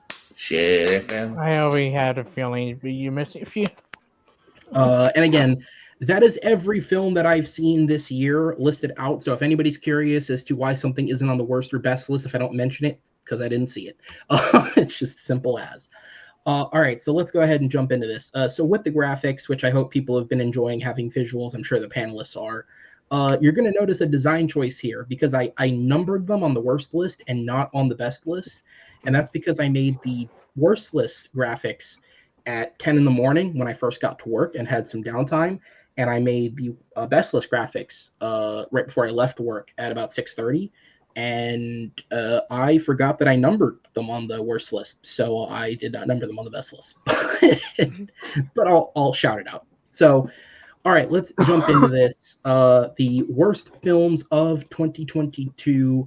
There is one dishonorable mention, so it's technically an 11-film list. So we'll jump into it. My dishonorable mention is Russell Crowe's second directorial effort, Poker Face. Number 10 is Robert Zemeckis' Pinocchio. Number 9 is The Ice Age Adventures of Buck Wild. Number 8 is the second Pinocchio film of this year, Pinocchio, A True Story. Thanks, Pauly Shore. Number 7 is The Munsters. And number 6 is Mac and Rita, which I'm pretty sure is offensive to the audience it's designed to appeal to. Mm-hmm. I don't know how you did that one. So I'll go ahead and start with Matt on this. Have you seen any of these shit piles, and what are your thoughts on them? I've seen one, Pinocchio. Okay. Which one? I'll let you all guess. It is the one that does not have Pauly Shore in it. So that was more entertaining, but it is worse. Yeah, it's not a great film. It's not that good of a movie. It's just I didn't like it, but I think I liked it, oddly enough, more than most people that aren't under the age of 5. Not a good movie, but I don't think it's the worst film or one of the worst movies of the year. But yeah, and then I'm going to watch the Pauly Shore Pinocchio movie. That trailer alone is iconic. Father. The line delivery is just as good in the film. It's Same so thing. Good. I can't wait. And then you have the scene where he's shot or whatever. I gotta see it. You don't have to watch it. You should watch the nostalgic critic review of it, and there you go. I need to watch the movie. I have to respect the legend. I watched the nostalgia critic review of it, and that motivated me to rent it. Yeah, I gotta watch it. I have to. I was like, I know it's going to be bad, but I have to kind of see this. And if it's worth anything to anyone, Poker Face, Pinocchio, and Buck Wild got a 2.5, and Pinocchio, Monsters, and Mac and Rita are a 2. They're all shitty films. Who cares? Jordan, I'll go to you next. Have you seen any of these, and what are your thoughts? I'm with Matt. I don't hate Pinocchio. It's not in my top 100, so obviously I don't like it that much either. But yeah, I wouldn't say bottom 10 for me. I might, and I know there's probably more people that would agree with you. I kind of went into and dug Poker Face to a degree. I'm just glad someone else saw the fucking movie. I don't know. I went with some of the existentialism that they were kind of going for at the beginning, and I liked a couple of the twists that went into it in the middle and third act, and I even was okay with the ending. Yeah, I was okay with Poker Face, actually. Like, I almost slightly recommended it in a weird way. I will say with Poker Face, and it's the reason that when I was putting this list together and I knew that there would be 11, it's the reason the one that I made the honorable mention. I can see, even within this movie that I don't think is good, that there is the makings of a potentially good film. This feels like a movie that got fucked with in editing. And Maybe, I don't know. That's what I mean. There's something at play here. There's something that I liked. Specifically, I think the actors and to be fair, it's a list of actors who I would not normally like, because it's a handful of like local Australia people. Baby Hemsworth, and it's my favorite probably whatever Hemsworth film, or performance. Yeah, like it's Liam Hemsworth, RZA's in this. I believe Elsa Pataky from the Fast and Furious franchise is also in this, which she's Chris Hemsworth's wife for anyone who didn't know. So that's probably how she ended up here. And like, no, you're right. There is the makings of something potentially good within this. It just didn't hit for me, and it does feel like the editing. Does feel like the editing messed with it a little bit. Jacob, I'll go to you. Of course, this is the bottom barrel of animation for the year. Did you see any of these films, in either of those or the others? What are your thoughts? I have not seen the Pauly Shore Pinocchio. I'm very intrigued, though. But Ice Age, I watched about half of it, and if I was in the theater, I would have finished it. Like, if I paid for it, I would have finished it. But since I didn't finish it. About halfway through, I turned it off, and I was like, nah, I'm not even going to finish it. I knew that movie was going to be bad when I realized they recast everyone except Simon Pegg, because that's where all their budget went, clearly, was just to get him back, including Josh Peck, who literally has a contract with Disney right now. He was the star of a Disney Plus show and has a recurring role on How I Met Your Father, which is Disney owned at Hulu. The fact that you couldn't put him in this movie when he's been in 4 of them is like, that shows that you had no effort in this. Yeah. Did they had the original characters and they recasted them? All of them. Oh, shit. I know they were in that. So, this movie is not really a spinoff. I would kind of just describe it as Ice Age 6. Oh, wow. But the difference is, in the other films that Buck Wild was in, it's like the Ice Age characters are the A plot and Buck Wild is the B plot, whereas here he's now the A plot and the Ice Age characters are just the B plot. But they're in it far more than you would think, and it's none of the same actors. Yeah, I assume they weren't even in it. I don't think I even saw a trailer. Yeah, no, it came out like January. It's and then just the other one I wanted to touch on. I actually liked the Munsters. I went into it expecting nothing but cheese, and that's what I got. So, as somebody who likes the show but doesn't like love the original show, I don't know what your thoughts are on the series, but it was fun. I had a good time. I went into it and I got exactly what I expected. So I kind of lowered my expectations. It's a Rob Zombie movie, so. But a different kind of Rob Zombie movie, no gory kills or anything. And it delivered exactly what I wanted. So I liked it. Yeah, absolutely. Jake, Chris, any thoughts on any of these films if you saw them? Sorry, you go first. All right. I haven't seen any of these piles of crap. I have not seen any Pinocchios this year. I'm curious if another one shows up in the future or if it was unseen. We'll see what happens there. But yeah, I got nothing. I have not seen Buck Wild because I stopped watching Ice Age after the 4th one. I enjoyed the first 3. Then I'm like, nope, I give it Ice Age. And Monster, I just saw the critic review. I hate Rob Zombie movie for the most part. I swear to stop watching them after watching both Halloween from Rob Zombie. I'm like, those are bad. I'm like, yeah, good. And then Pinocchio, I tried watching the Robert Zemeckis one. got about 10 minutes in, and like, yeah, this is kind of boring. That's to get to me. Dr. Jonas Go to 11 and Tom Hanks. Then Pauly Shore just on the solid critic review. I tried to save myself from watching a bad movie whenever I can. Oh no, see, I seek them out. So did everyone get a chance to go? Yeah. Okay, so these ones I will speak on every single film because they're on my list. Poker Face I already talked about with Jordan there. Zemeckis' Pinocchio, there are elements of this that work. I think the kid who plays Pinocchio is perfectly fine. I don't think he's the issue with this movie. I like Luke Evans in this movie as like the ringmaster character. I think he works. I like the addition of the female puppeteer and like giving Pinocchio. I mean, it's weird, but like giving Pinocchio this weird pseudo romance, I think was an interesting concept. I think they nailed the like jovialness and sort of gullibleness of Pinocchio, like the joke of like Pinocchio goes to school, he actually goes to school, they kick him out because he's a puppet, he just goes, okay, I guess I'll go do this other. Like there's elements of it that I do think really work. Tom Hanks is miscast. I do not remember her name, but the seagull, that didn't work. I forget, it's like a character actress, but I forget her name, but that did not work at all for me.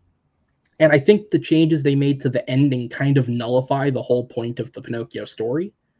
Like in a weird way, I almost feel like the fucking Pauly Shore one is more true to the concept of Pinocchio because like like you know what I mean? Like I don't know. I thought it was weird. A Buck Wild is just a cheap fucking like it's almost what you expect when you hear Ice Age gets to a sixth film. And to be fair, even if Blue Sky still existed and they made this movie, I don't think it could have been much better because that fifth one was abysmal as well. So whatever. Pinocchio, a true story. Look, if you want to have a good time watching a bad film, this is the one I'm going to recommend. It's this or The Munsters are the two I would actually recommend. If you want to have a good time with a movie, you can, because this movie's just funny. Pauly Shore doesn't know how to deliver a line, apparently. John Heder goes between his own voice and then doing like a horse voice. Like in some scenes, he just sounds like himself, but then in some scenes, he's like speaking with a whinny almost, and it's really weird how it just changes sporadically. Tom Kenny plays Geppetto in this, so if you want to hear SpongeBob do an Italian accent, that's what you're getting. Worse than Tom Hanks doing Italian accent? No. Because with Hanks, you got the weird. Oh, by the way, in that other film, the weird constant fourth wall breaks. That was another thing that didn't work. Why are there so many modern day reference jokes? Why are we referencing Chris Pine? Why are all the Clocks Disney references? Weird. Okay. The Munsters. I've never seen the show, and maybe that's part of it. I can see his passion within this. I can see that he's clearly passionate about these characters and about this story. I laughed along and had a time with it. It's entertaining to say the least. It's just a badly made film. I don't think he's a good director, and it is a bad movie, even if it is fun. So I get like especially if you have more of a connection to the show, or you're not as critical of movies if it's giving you a good time anyways. I can totally get why not hating it. And then Mac and Rita, this was a movie that bombed horribly, and most people have not seen it. I sought it out because the concept of it is just ridiculous. So a 30-year-old woman who doesn't fit in with her friends because she's essentially a modern age hipster, which is what the cool kids are nowadays. But anyways, ends up wandering through the desert essentially when she abandons her best friend's bachelor party and comes across insert generic mystical guru character, except it's played by Simon Rex in this movie.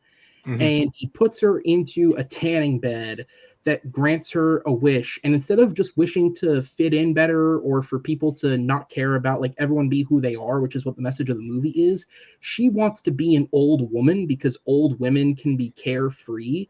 And so she turns into Diane Keaton and assumes like this life of an old woman. I think whoever made this hates their grandparents because this movie is just making fun of old people. Like that's what it is.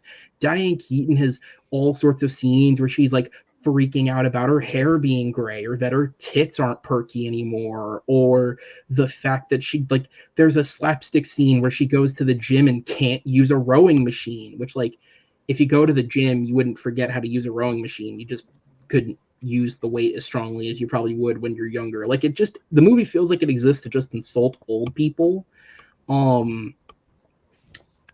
The only positive I can give this movie is some of the supporting characters are trying. If anyone saw Zola from last year, Taylor Page is in this, and she does give a decent performance, all things considered.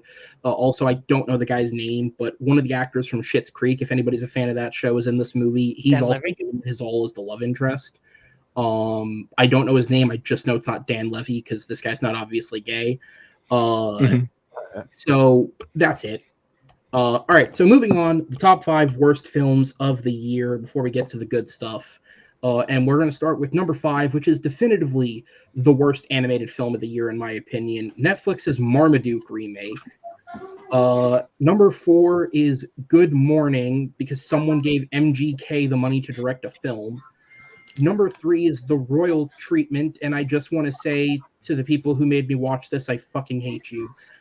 Number 2 is Liam Neeson's Blacklight, which is so incompetent it makes his other incompetent films look good. And number 1 is, no joke, the first movie I saw this year.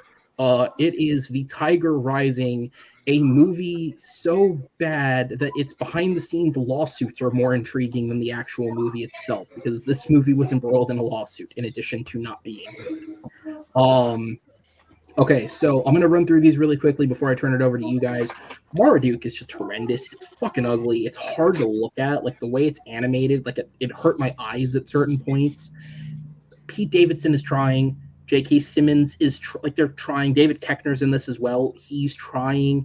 It's just not, it's not a good script. It's not a good plot. It's not a good concept. The first one sucked. Why did they think this needed to be redone, especially this cheaply? I don't know. Good Morning is kind of like what happens with if Intergalactic went wrong, it would be Good Morning, because it's directed by MGK. It's him and all of his buddies and whatever the hell Megan Fox is to him.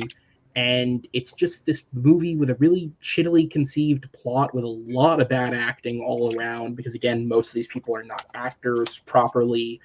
I don't know who fronted the money for this, truly. The Royal Treatment is essentially a TV film. It's on here only because I had to sit through it, because that's what happens when you choose to spend time hanging out with friends that include girls who want to watch random movies on Netflix. This movie sucks. All I can say is it stars, I'll pull the poster back up because I forget the guy's name, but it stars Aladdin, live action remake, and he deserves better than this. If anyone's read, he's done interviews talking about the fact that he can't get roles, and he even kind of referenced in that interview that all he's been able to get are kind of shit roles since Aladdin, and this is exactly that. Blacklight is just incompetent on every level. Like, okay, so has anyone here seen this movie? Just for cheer. Okay, so one person. So I'm going to set this up for you. Here's how incompetent this movie is, okay? Liam Neeson has this like tick in the movie where sometimes he has to do things 3 times to like feel good about it and move forward with his life or whatever. And in the editing of this film, when they show you a piece of information in a scene visually, or a character does something, the edit will do it 3 times in like a flashing image. Like if somebody locks a door, 1, 2, 3, it'll flash the image 3 times of them locking the door, and then it'll move on because it's a tick in the film. Like it's the action's not very good. It ends with a really bad like Home Alone action sequence where Liam Neeson raids this guy's house and then just turns it against the people protecting it. It's probably his worst action film since like Taken 3. It's not good. And then Tiger Rising, it's a movie about a boy whose mom dies and he has to move into a motel because he's poor, and the guy who owns the motel just happens to also illegally own a tiger that he keeps in the cage in the back. The best thing I can say about this film is for most of the movie, the tiger's actually real. They got a real tiger. Tiger's a good actor. You know who's not a good actor in this? Queen fucking Latifah. You know who's also not a good actor in this? Fucking Dennis Quaid, who I think might actually be on meth at this point.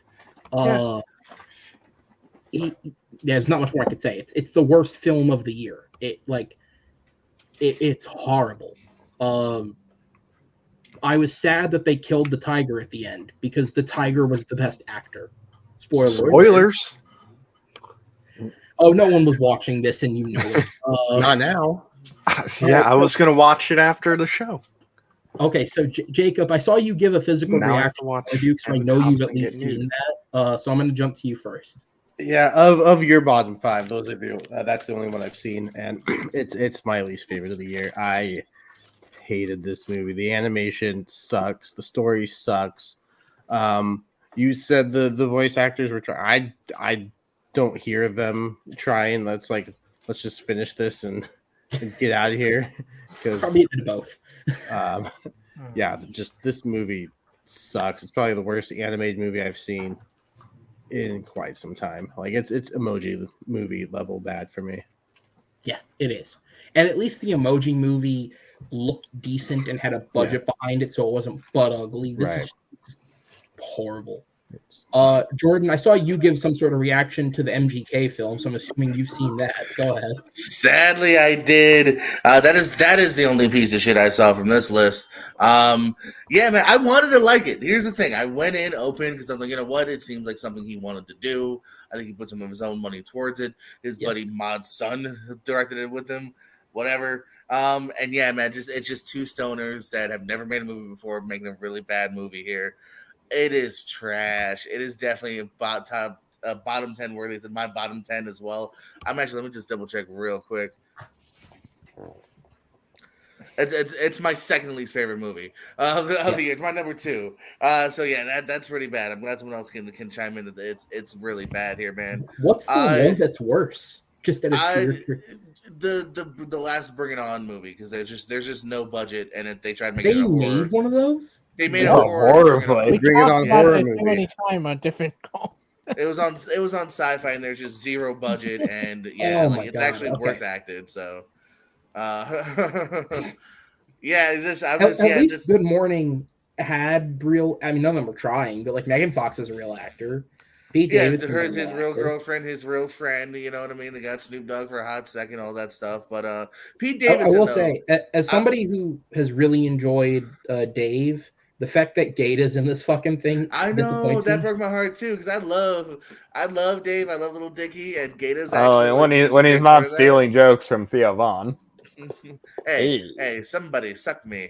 I didn't know that actually. We'll talk about that later. Then I'm curious, but yeah.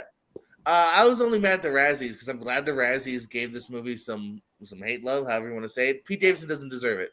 Davidson's the only funny thing about this when he's in the two or three scenes, because he's a generally funny dude, unlike everyone else in this. Yeah, Pete Davidson's basically just playing himself if he were a valet, so he can just be himself, and it's funnier than most of what they're trying to write. It is easily the only time that I didn't hate this movie.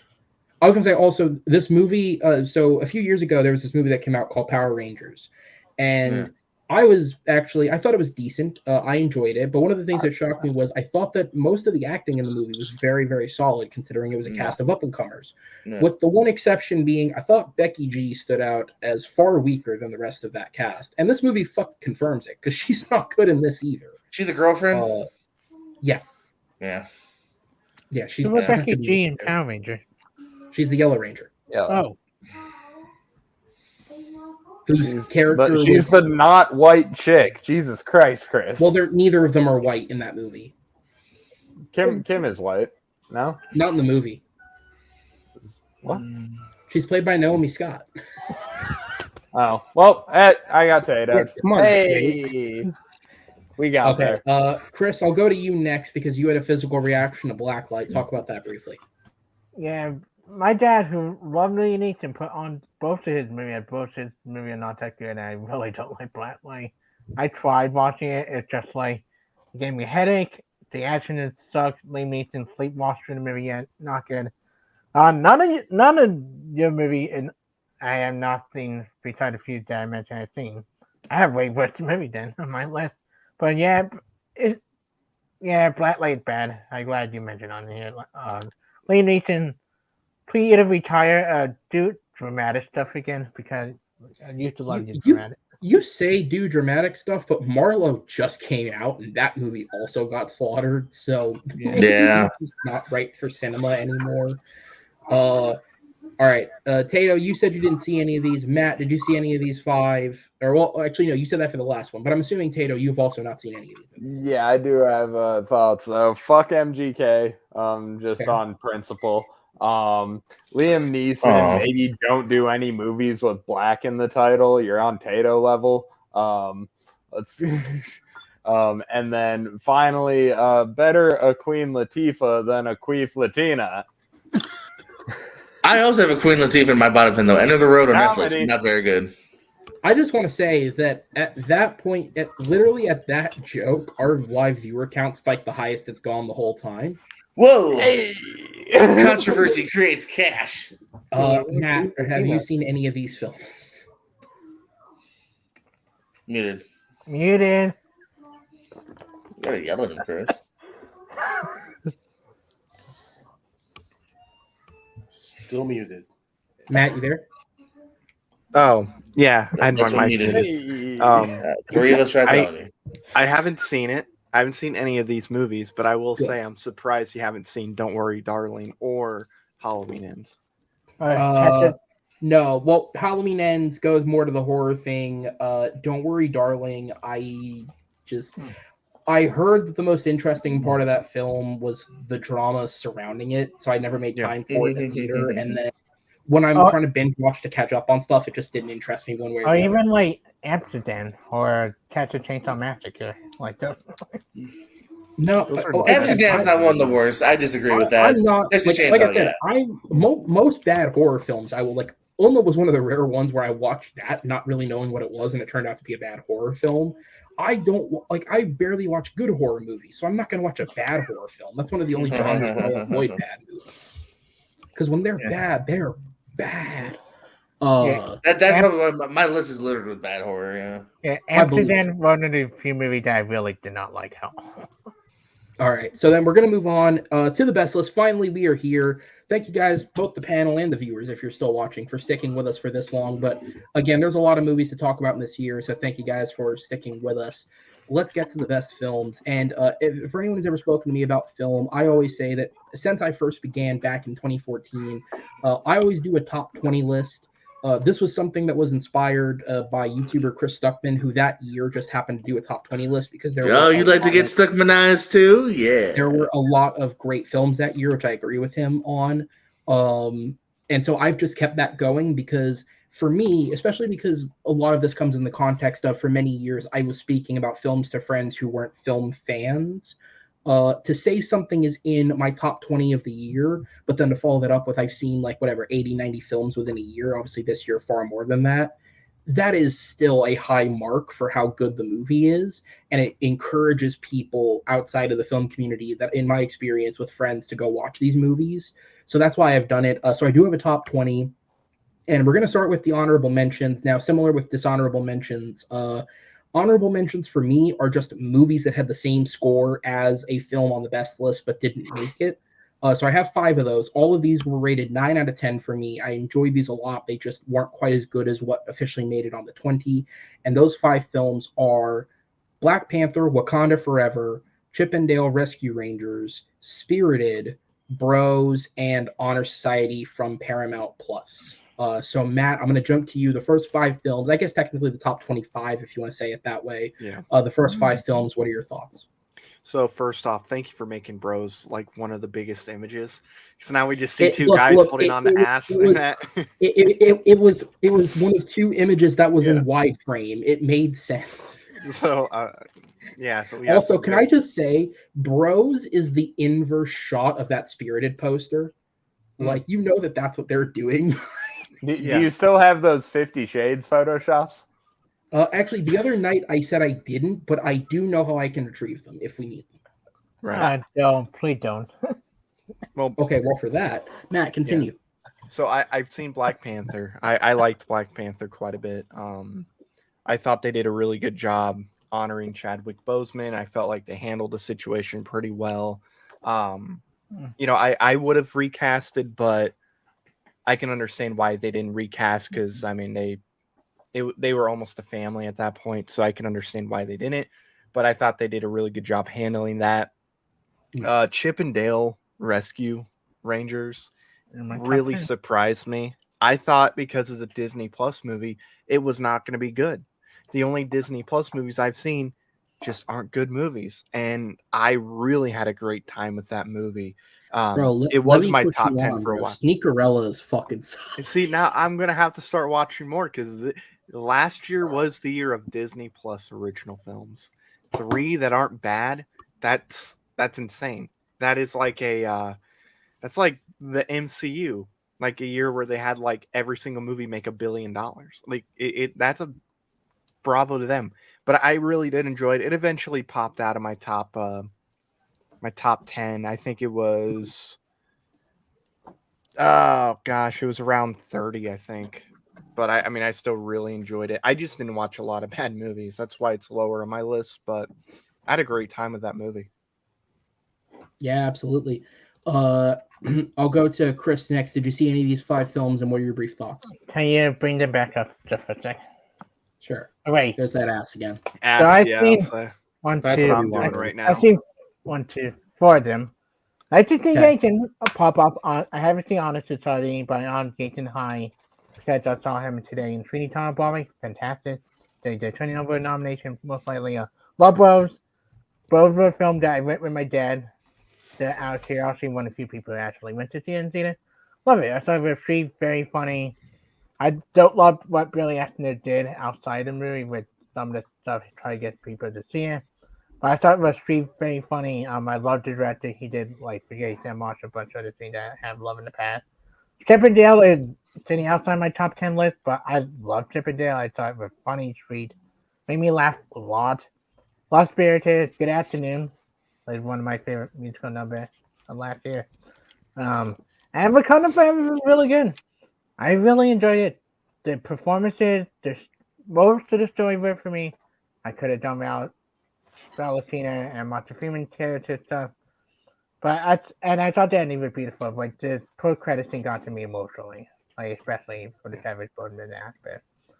Can I say Jacob? real quick though, just real quick before we get to Jacob, that can we all agree the real MVP, not just of Chippendale, but maybe of the entire year, is Ugly Sonic? Can we all agree? Ugly Yeah, Sonic I'm was with the it. best. I can't believe they made everybody love Ugly Sonic because everybody hated him when that first trailer came out. Now everybody loves Sonic. All right. So actually, Jacob, I'm gonna jump up to Jordan just because he has to head out real quick shortly after this. So Jordan, what were your thoughts on these 5? And then obviously there may be some films that we'll get to just because you're not gonna be able to hang around for the top 20. But is there anything that you wanted to give a special shout out that was either I didn't mention so far or that was like top of the year for you? Yeah, for sure. I mostly just wanted to interrupt Jacob. It's a goal of mine in life to just block him from most things. Yeah, so anyway, Hey. No, I'm going to go see 65. Let's see where that lands in a year. We'll talk about 65 with that. Good luck. Good luck with that. Yeah. between 64 and 66. The only thing I haven't seen is Honor Society. Everything else I do like. It's either in my top 20 or like top 30 of the year. Oddly enough, I think Chippendales is actually the highest for me here. Very big surprise. I went in. That's not a characters I necessarily have any love for or hate. That just I had nothing for them. I know that they found a really fun humor about it here. You mentioned some stuff. The Seth Rogen cameo. Damn you, Tato, with that trivia question. The Seth Rogen part's great. Spirited, not a musical guy, but it's a lot I of got fun. you on R2, you son of a bitch. Well, I hate you, Tato. No, don't ever do Tato trivia. And but yeah, as far as other movies here, man, my personal 5 is Hustle, Massive Talent, The Whale, Glass Onion, and Everything Everywhere All at Once. And if you don't mention them, Vengeance, Cha Cha Real Smooth, want to throw some love to them, just in case they're not on there. So hold up. So slow it down and read back the list again. I can speak really fast if I have to. My 5 is Hustle, Massive Talent, The Whale, Glass Onion, and Everything Everywhere All at Once. And in case it doesn't get mentioned, Vengeance and Cha Cha Real Smooth, I want to throw out there too. Slightly All right. underseen. So I guess spoiler alert for anyone who's still watching. Again, why are you here? But thank you. The only movie you mentioned, I guess, from The Whale, which already came up, that I don't have is Hustle, which I never saw, unfortunately. I know Barbara's with me on that. Mm-hmm. I know, Jacob. I know you were a huge fan of this. Yeah. Just Thanks. unfortunately, Top- never got to it. Top snub, I think, honestly, Sandler. I think between Punch Drunk Love, Uncut Gems, and now this, he's in that Jim Carrey category of like, man, you fucking don't like this guy, do you? Academy. You can't catch a break. Yeah. All right, man. Well, thank you for Thank you for staying having with us, me. man. Hope to have you back on soon. Until next Absolutely, time, see ya. anytime. All right, Jacob. Now Exactly. we will go to you. What were your thoughts on these 5? Yeah, so the Interruption. the only one I haven't seen is Honor Society. It looked good. I liked the trailer. I just never got to it for whatever reason. I'm a lot lower on Bros than a lot of people. I don't like Billy Eichner's character. The love interest, I can't remember who plays him. I think he's great. Billy, like it didn't work for me.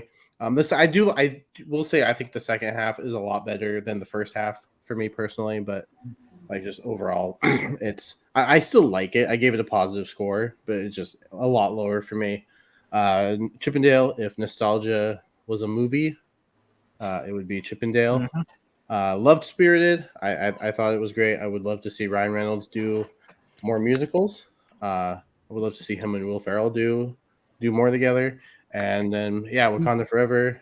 Like Matt said, I think they handled the Chadwick Boseman situation really well. And I liked where they went with the story. Namor was a decent villain, so not a bad 4 of the.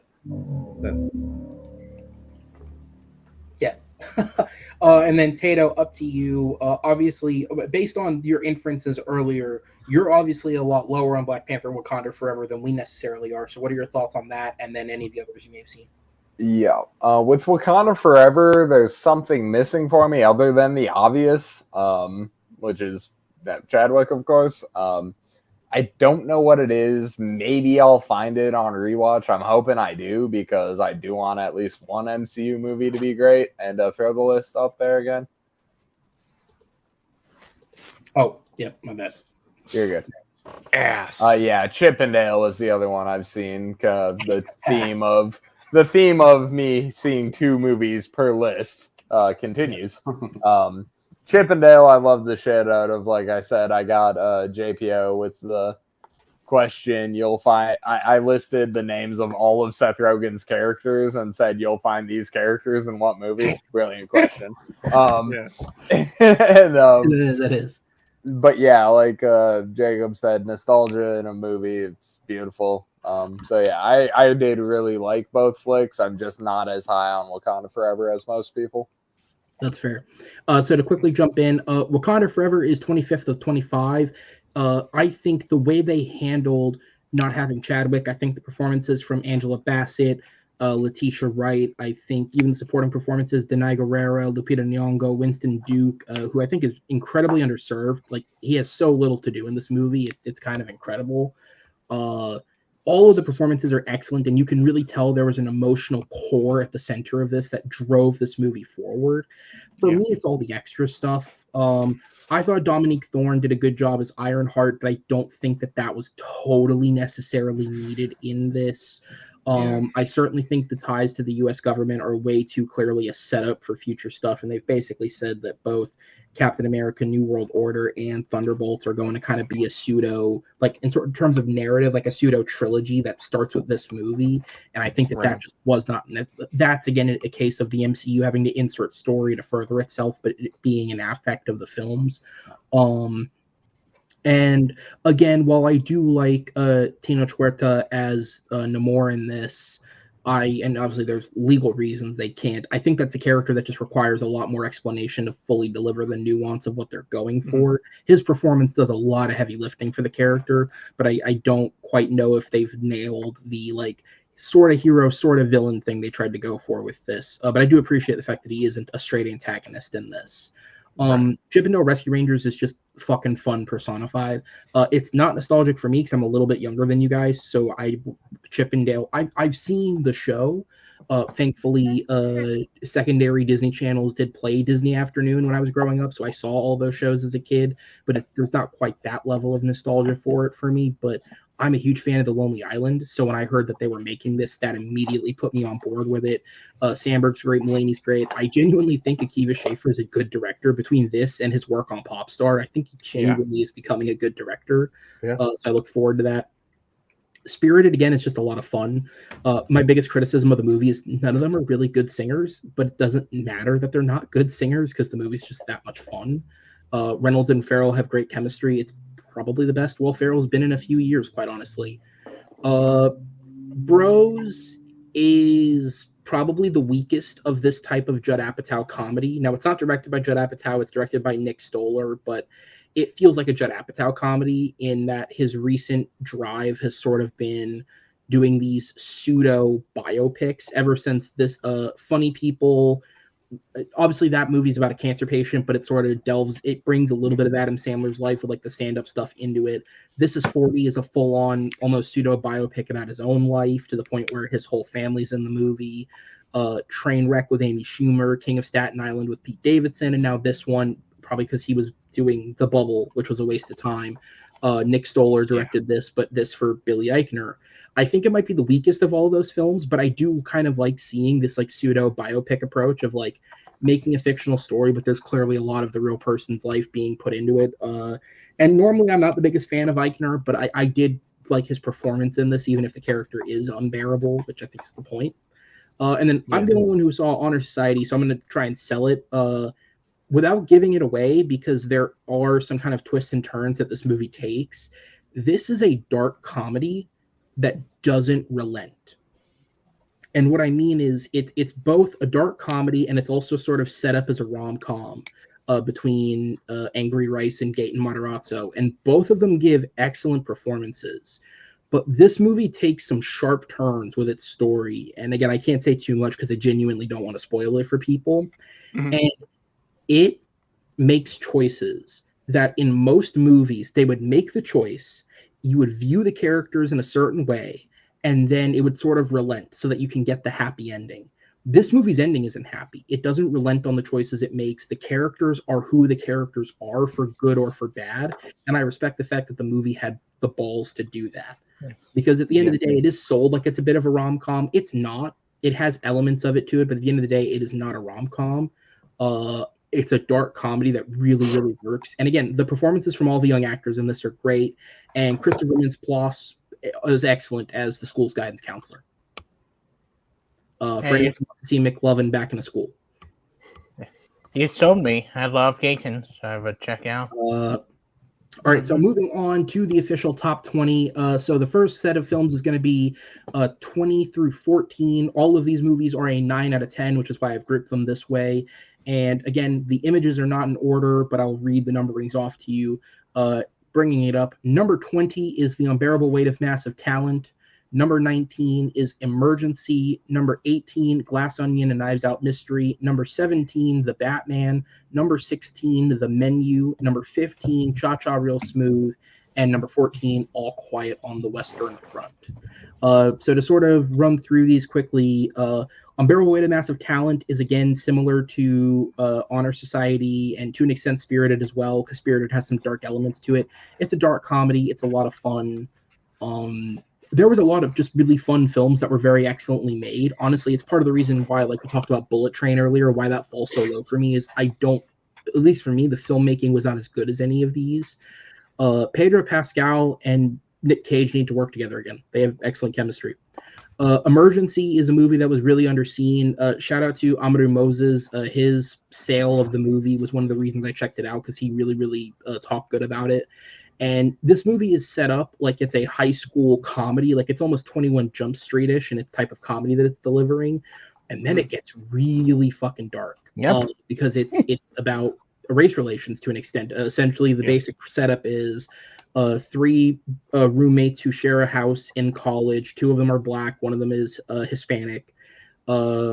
Enter their living room to find a drunk white girl has broken into their house and passed out on their floor. And the entire movie is dealing with the dilemma of how the fuck do we handle this without getting ourselves implicated? Because that's the world we live in, where even if we did nothing wrong, we would be implicated. And I think the movie handles it perfectly, quite frankly. It's really funny. The dramatic moments really hit. RJ Seiler, who's been, it's weird to say that he's still an up and comer because he's been around for a few years now, but if anyone's seen, I referenced Power Rangers earlier, Me, Earl and the Dying Girl, he was in The Harder You Fall last year. He has like a more leading role in this and he's excellent. Shout out to him. Glass Onion and Knives Out Mystery, I really enjoyed this movie. I didn't quite like it as much as the first one. I appreciate the subversion of the classic mystery that Rian Johnson tries to put into this movie. It didn't totally hit for me, but again, I still give it a 9 out of 10. So what are you going to do? It's an excellently written film. The Batman is a better mystery film than Glass Onion, if I'm just being real, but I think it works. It's not a perfect movie. I think its third act does go on a little too long. I wish that they hadn't taken Paul Dano out quite that early because it feels like the final fight's a little inconsequential. But Pattinson's excellent. Colin Farrell is legitimately Oscar worthy in this. I'm glad he got an Oscar nom for another movie because he's excellent in this movie. Yeah. And yeah, all around, this is the most excited I've been for Batman in a very long time. And I'm excited to see where they go with this. The Menu is, if I look at my list, is probably the highest anything that could be considered a horror film is rated on my list. This movie is excellent. It is incredibly funny. It's also fucking terrifying when it finally gets going. And I guess because I jokingly shouted it out earlier, I'm once again shout out High School Musical. One of the three douchebags, the tech guys, he's on that show. So shout out to him. It was cool to see somebody from a show that nobody's watched in a movie that like tons of people watched. I watched the show. I know you saw the show. I know. We've talked about this. Yeah. I try to remember who he was in the show. Number 15, Cha Cha Real Smooth. I think this movie is the forgotten movie in the Oscar race because it came out so early. This movie had a lot of hype early in the year, and then it just never got pushed. It's an excellent film. This movie made me go back and watch Cooper Raif's directorial debut from a few years ago, and that movie's also very, very good. But I'm curious to see where his career goes. And once again, Dakota Johnson proves that 50 Shades was just a fluke because she's excellent in this. And then finally, All Quiet on the Western Front was a movie I just saw yesterday. I got a chance to go to a theater and see it because I've been holding out because I knew it was coming back to theaters and I wanted to see it in the theater, and I finally got to go. This movie is excellent. It is not a remake of the original. It's different in a handful of ways, and I appreciate that they did do that because the original is like film school classic type of movie. But I appreciated what they did, and it's probably the front runner for best foreign language film, especially because it's the best pick nom, and it should be. I genuinely think it earned all the nominations it picked up. All right, so I'll go around to you guys. Jacob, I'll start with you. How many of these films, and I'll put the list back up, how many of these films have you seen, and pick out like your favorite 2 or 3 to talk about? So The Menu and Emergency are the 2 that I haven't seen. Okay. But Batman and All Quiet are in my top 10. Right. The Batman was at 6. All Quiet's at 9. But yeah, no, shout out to Cha Cha Real Smooth. I think I agree with you. It's kind of been forgotten because it did come out earlier in the year. But yeah, great direction, great performances. And then All Quiet I think it's a lock for foreign or international feature, whatever they call it now at the Oscars. Change it yearly. Yeah, I think it's an excellent war movie. It's probably my favorite war movie of the last 5 years. I think it's excellent. And then the Batman. I like that we got a Batman movie. Like Bruce Wayne shows up every once in a while, but it is the Batman, and he's in the suit quite a bit. And I like. I hope the next one's called The Bruce Wayne. The Bruce Wayne. Yeah, the Bruce Wayne. The Bruce. The Bruce. There we go. The Batman Part 2. Yeah, the Batman. I hope they change that. I mean, I don't mind it, but it's a very plain title. The Bruce, a Batman story. Now we're going to Hollywood. Yeah. Hire me, James Gunn. We're going to sell that idea. Oh, good luck. You don't want that smoke, bro. I can handle it. Awesome. Chris, I'll go to you. Pick out your favorite 2 or 3 of these and talk about them briefly. I love all. I only seen the first 30 minutes of All Quiet Veteran, but I did love what I've seen, and you gotta finish it. But I love all of these. I love Chuck Norris movies. They've been on like the bottom half of my list of best of the year, last year for a while. So I think a lot of Batman. I was so right you read that like the Batman Herons, but happy here you did like it. Like, and I love every one of them. The menu of film I took my dad to see after got with one day and we had no idea what this. But really, Presidents to play. I wish Ralph Fiennes was in the conversation with best supporting actor or best actor, depending how they would have categorized it, because I think he gave a phenomenal. And I think the screenplay is also really good in the film. Like I had nominated for screenplay as well. Like, but everything, Glass Onion was great. The fact that Janae, how you saying her name? Janelle Monáe. Janelle Janelle Monáe. Monáe wasn't nominated for Best Supporting Actress, especially when we watched how her performance is, what you know the twist of the film. I think she gave a really Oscar-worthy performance in the film, and I think the whole cast it should have got Best Picture nomination. Fuck Elvis. Take Elvis out. Put Glass Onion in. Fuck you, Academy Award. I think you put a few movies in, but yeah, sure. Yeah. Glass Onion's one of them. And we're going to do a counting lesson after this, Chris. Pick your favorite 2 or 3. I know that you love these movies. Jake, I'm going to go up to you. Which ones of these were your favorites? Pick your favorite couple if you've seen most of them. Once again, I've seen 2 of them. Beautiful. I like you the most. Perfect. That's why you invited me to the show. I get it now. You had to have me to balance. We connect on the animation thing, man. We'll always have that. Okay. So they were both into technicality. Both of these were in my top 10 until this morning. Interestingly enough. And we will get to the movie that bumped the menu to 11 soon, I'm guessing.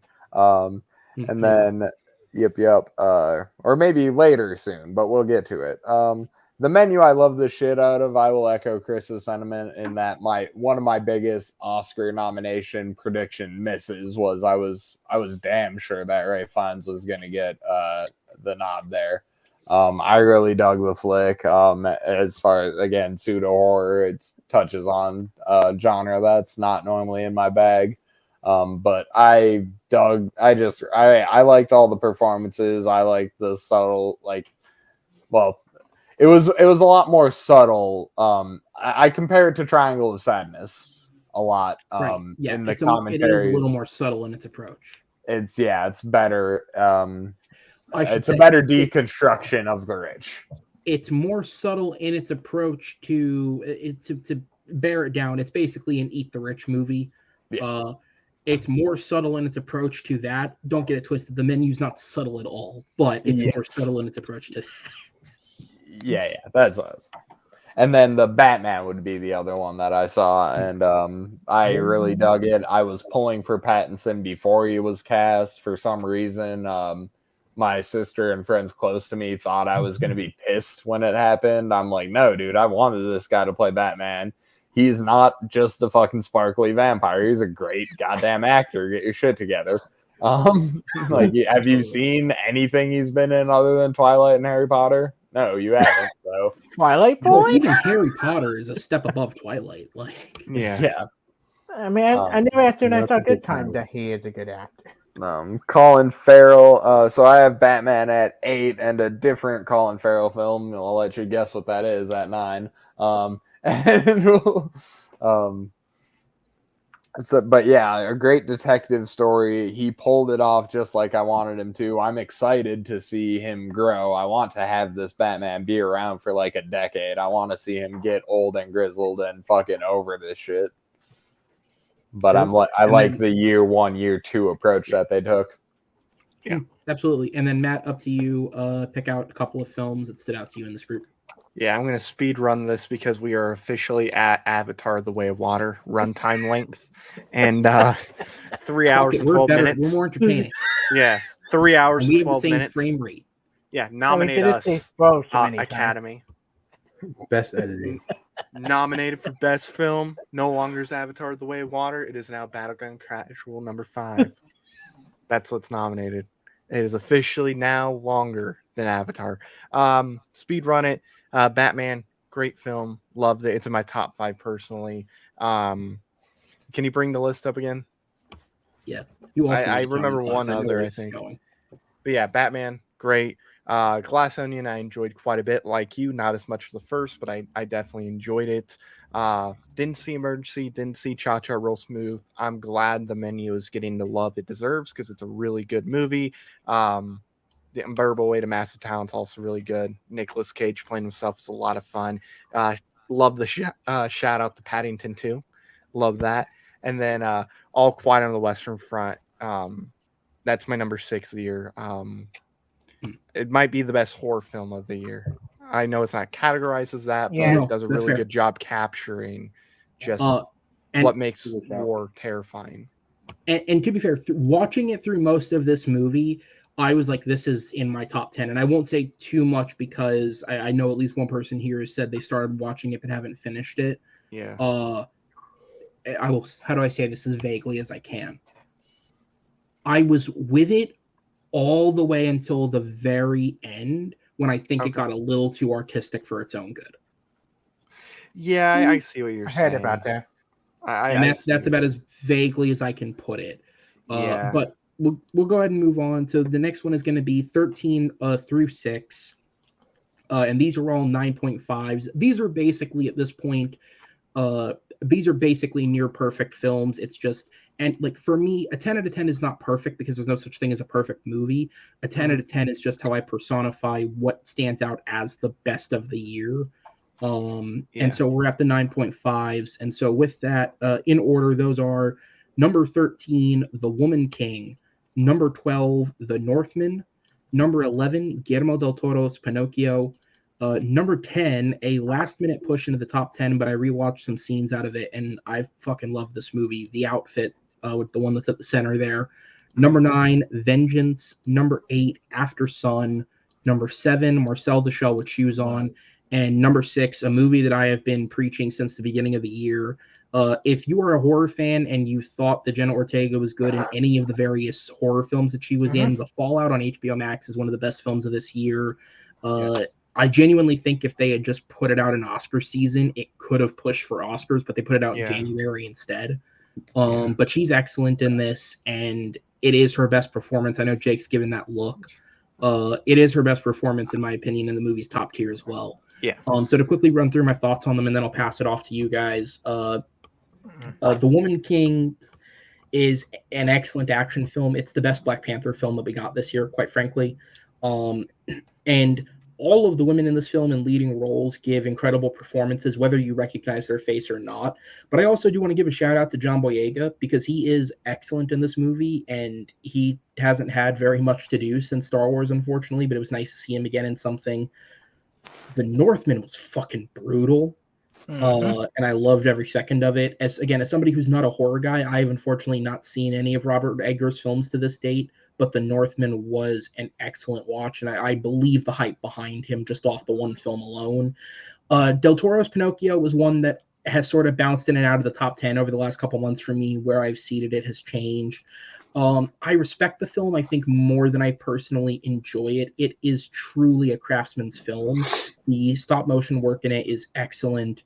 The direction behind it is excellent. I love the decision because it is Del Toro, and he takes a more serious approach to things to work in World War I and what was going on in Italy, and like going as far as the equivalent to this movie's Got No Strings on Me is insulting Benito Mussolini. Like, I love the fact that he's not scared to go there with it.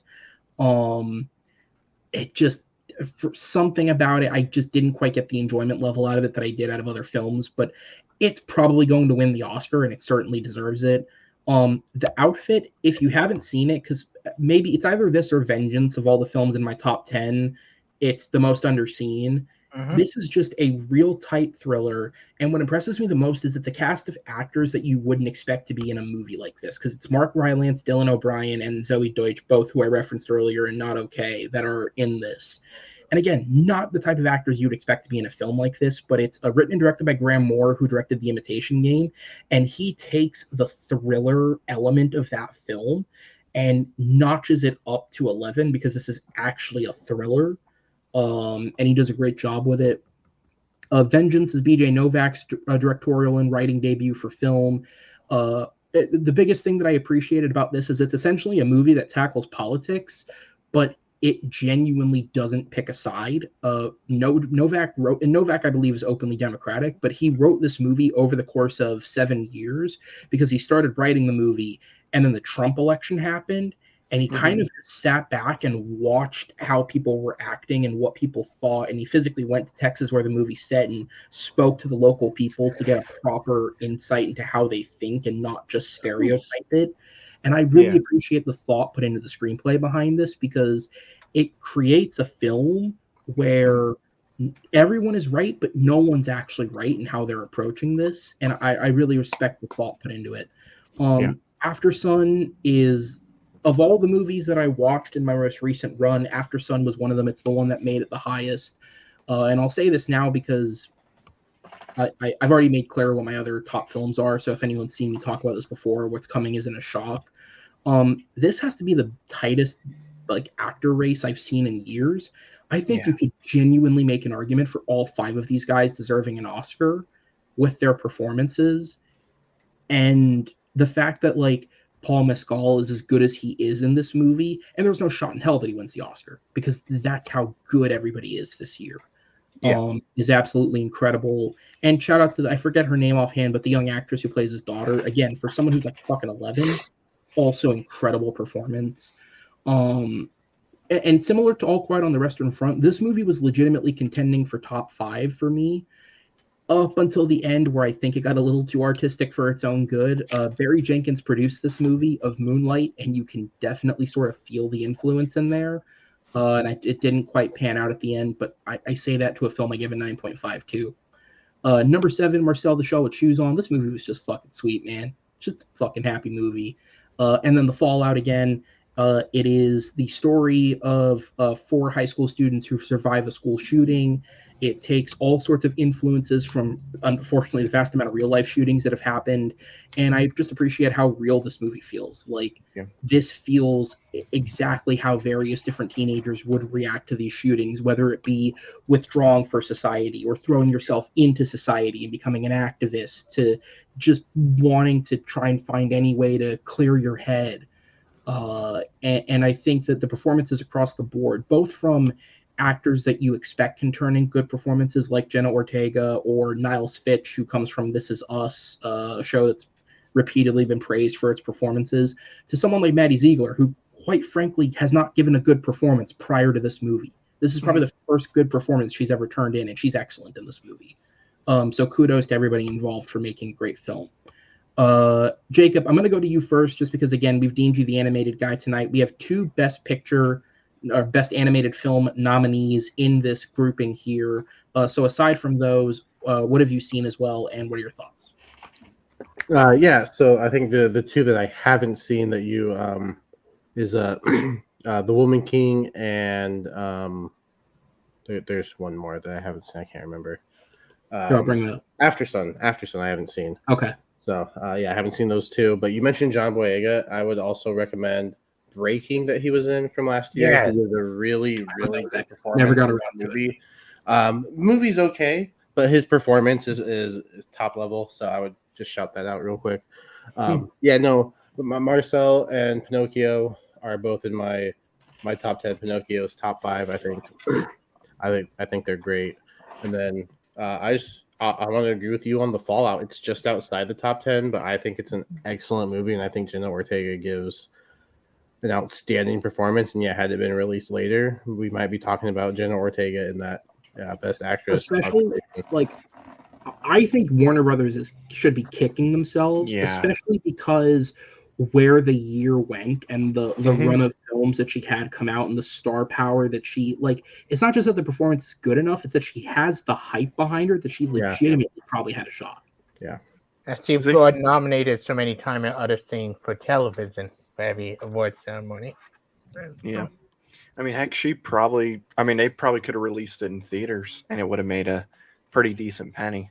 Maybe not as much as a Scream, but if they would have waited till November and then put it in theaters, it probably would have made $50 to $100 million, I think. Yeah, and that'd be pretty good for a movie like that. They already held the release of this thing was so weird because it's Warner Brothers picked it up at South by Southwest in 2021. So they picked it up in March of 2021. They held on to it for 10 months with no word of release, and then just kind of dropped it on HBO Max with minimal marketing in January. Yeah. And that's a weird choice for a movie that's so good. Yeah. Like you would think that because they could have put it in last year's Oscar race, or at that point just hold on to it and put it out this either way. Jacob, sorry, was there any other movie you wanted to comment on? No, that was it. Except for the outfit. Yeah, shout out. I think that one's been, not talked about as much either. So I love that it's. And for what it's worth, just recently it was uploaded to Amazon. It switched over from Peacock to Amazon, which more people have Amazon Prime. So it's at its most viewable now. So check it out if you can. Yeah. Jake, I'll go up to you. Have you seen any of these films, and what are your thoughts? I haven't. I really do want to get to Marcel the Shell with shoes on at some point, and I will once again state that Jenna Ortega was much better in Scream than she was in The Fallout, and I have the fucking point to prove it. Have you seen The Fallout? No. He hadn't seen either film. And I got the fucking point, so okay. Okay. I was like, you should see The Fallout. You should see it because Jenna Ortega The Fallout then Scream for me, but that. Check out Tato's Battleground match in which he wins a point without having seen either film. Nice. Matt, over to you. Have you seen any of these films and pick out your? Why am I even bothering? What are your thoughts on the films? I have. Can you bring the list up again? Yeah, sure. Just so I have a better idea. So I was gonna watch The Woman King when I went on vacation, but I was just so stressed I didn't get a chance to go watch it. I'll eventually watch it because I do want to see that. I missed out on my chance to see Vengeance, and I've never heard of the outfit until just now, but I'm gonna have to check that out for sure, especially because I like the intimidation game. And I haven't seen After Sun, so I have no idea if Paul Mescal should win the Oscar or not. But The Northman I think is great. I really do love The Northman. Just very brutal and violent, exactly what you would want from an R-rated Viking movie. It gets a little weird with some of the spiritual stuff at times. It definitely does. I thought that Anya Taylor-Joy rubbing her period blood in somebody's face would be the weirdest thing that movie does, but no, it's not. That was a little weird. Some good scenes with her in it for sure. But I did enjoy the film. I really like that you chose that picture for The Fallout. If you've seen the movie, just that scene. Yeah. I like that you chose that picture. Tato, you should watch The Fallout because of that. I think you would like it because of that scene. But anyway, no, but it is a great movie. I just want to say, it feels very obvious why I picked that. It's not. It's because I wanted a mix of different styles of posters, and it was elongated. Yeah, that scene alone, I think Tato would say. Also, for what it's worth, better. That's not an image I found on Google. That's the image that HBO posted for the trailer. Nice. They knew how to sell it. That's official marketing. They knew how to sell it. But no, that is a really good movie. I never gone through a shooting at the school I went to, but I was in high school. It's not funny, Chris. Don't laugh. But I was in high school when it first really started to happen. Obviously not with like Columbine or whatever, but Sandy Hook, I was in high school as an art class or whatever when that happened. And, just kind of the aftermath of that where, like we had to go to school, we had to get our bags checked by cops because people were calling in and threatening it. So it was a weird time. And I had family go through things like that too. Like the Michigan State shooting from a couple weeks ago. I had a cousin that goes to Michigan State when all that happened. So I thought they did a really good job capturing not just the kids and how they would react, but the families and just how they would approach it with their kids. And I thought they did a really good job with Jenna Ortega's mom and dad in the movie. Yes. They captured that well. I love Marcel the Shell with shoes on. It's an adorable film. It's my second favorite animated movie. And it's weird. It's not an animated movie. No. Because it takes place in live action. Like Avatar The Way of Water should be nominated for Best Animated Feature over Marcel. Because at least that is animated. The Academy's justification for this being nominated is apparently the rule has always been a movie has to be 75% animated. It's When not. has this ever come into question not. before? But it's not. It's like it's well, just... apparently the technicality, the other part of the rule is a majority of the speaking characters in the film have to be animated, which I think if you count all the little shells they throw in at the end, technically it does meet that qualification. But isn't it like a real shell that's just stop motion? I don't know. But it is a sweet movie. I really do love it. I really did love it, though. Jenny Slate, I thought, did a really good job voicing Marcel. I really did enjoy that film, The Grandma, or whatever. It was all, I like that character too. Pinocchio, I really did like too, but I'm not as high on it as everybody else. It feels like. It's my third favorite animated movie. Same. I don't think it should win Best Animated Feature. I understand why people love it. To me, I was expecting more, especially with Del Toro directing it. I'm not going to take away the achievement of it, like the stop motion. Like the stop motion's great in it, but as far as the movie goes, I think Marcel deserves it over it, and I think I assume the other one is going to be on the list later. Yeah. I think that deserves it over Pinocchio. Like, I won't be upset if it wins. I won't at all. I think it's a really good movie. I just think there's two other animated movies, even though one of them's not animated, that deserves it over. I'm going to move it on just because we're not even at the top 5 yet. I'll say we're approaching Justice League. Zack Snyder's Justice League now. That's what we're approaching. Chris. Yeah, dude. I'm going to say this slowly because Matt won't listen anyways. Pick your favorite 2 or 3 films from this group to discuss, and then we will move on. Okay. I will only pick 3. Thank you. The Fallout was in my top 10 for a long time since January. I think a lot of film generated amazing years. You have that also to S Wednesday and a few other things he was in.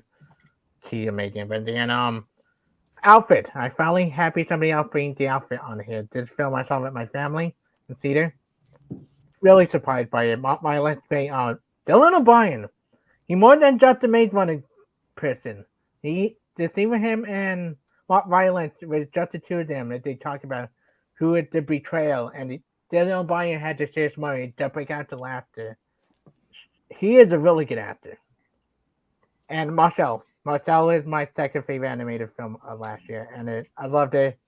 I cried, I smiled, I went in not knowing anything about it, and it was one of my favorite surprises last year. There you go. B-movie. Yeah. All right. Thank you. A shell made me cry last year, and a raccoon's going to make me cry this year. Movies are weird. Rocks. All right. So we're going to go ahead and jump into my top 5. And again, I know, like even with Jacob, we did a show with Henry a couple months ago. So this is pretty much consistent with the exception of my number 5, which I've seen this movie multiple times now. And yeah, no, look, personally, in terms of like filmmaking quality, I don't necessarily think it is the best animated film of the year, but in terms of sheer entertainment value, my number 5 is Puss in Boots. My number 4 is Top Gun Maverick. My number 3 is The Banshees of Inisherin. My number 2 is Everything Everywhere All at Once. And as I've learned, apparently an unpopular opinion, my number 1 is The Fabelmans. To run through those very briefly, Puss in Boots, again, it's just sheer entertainment value.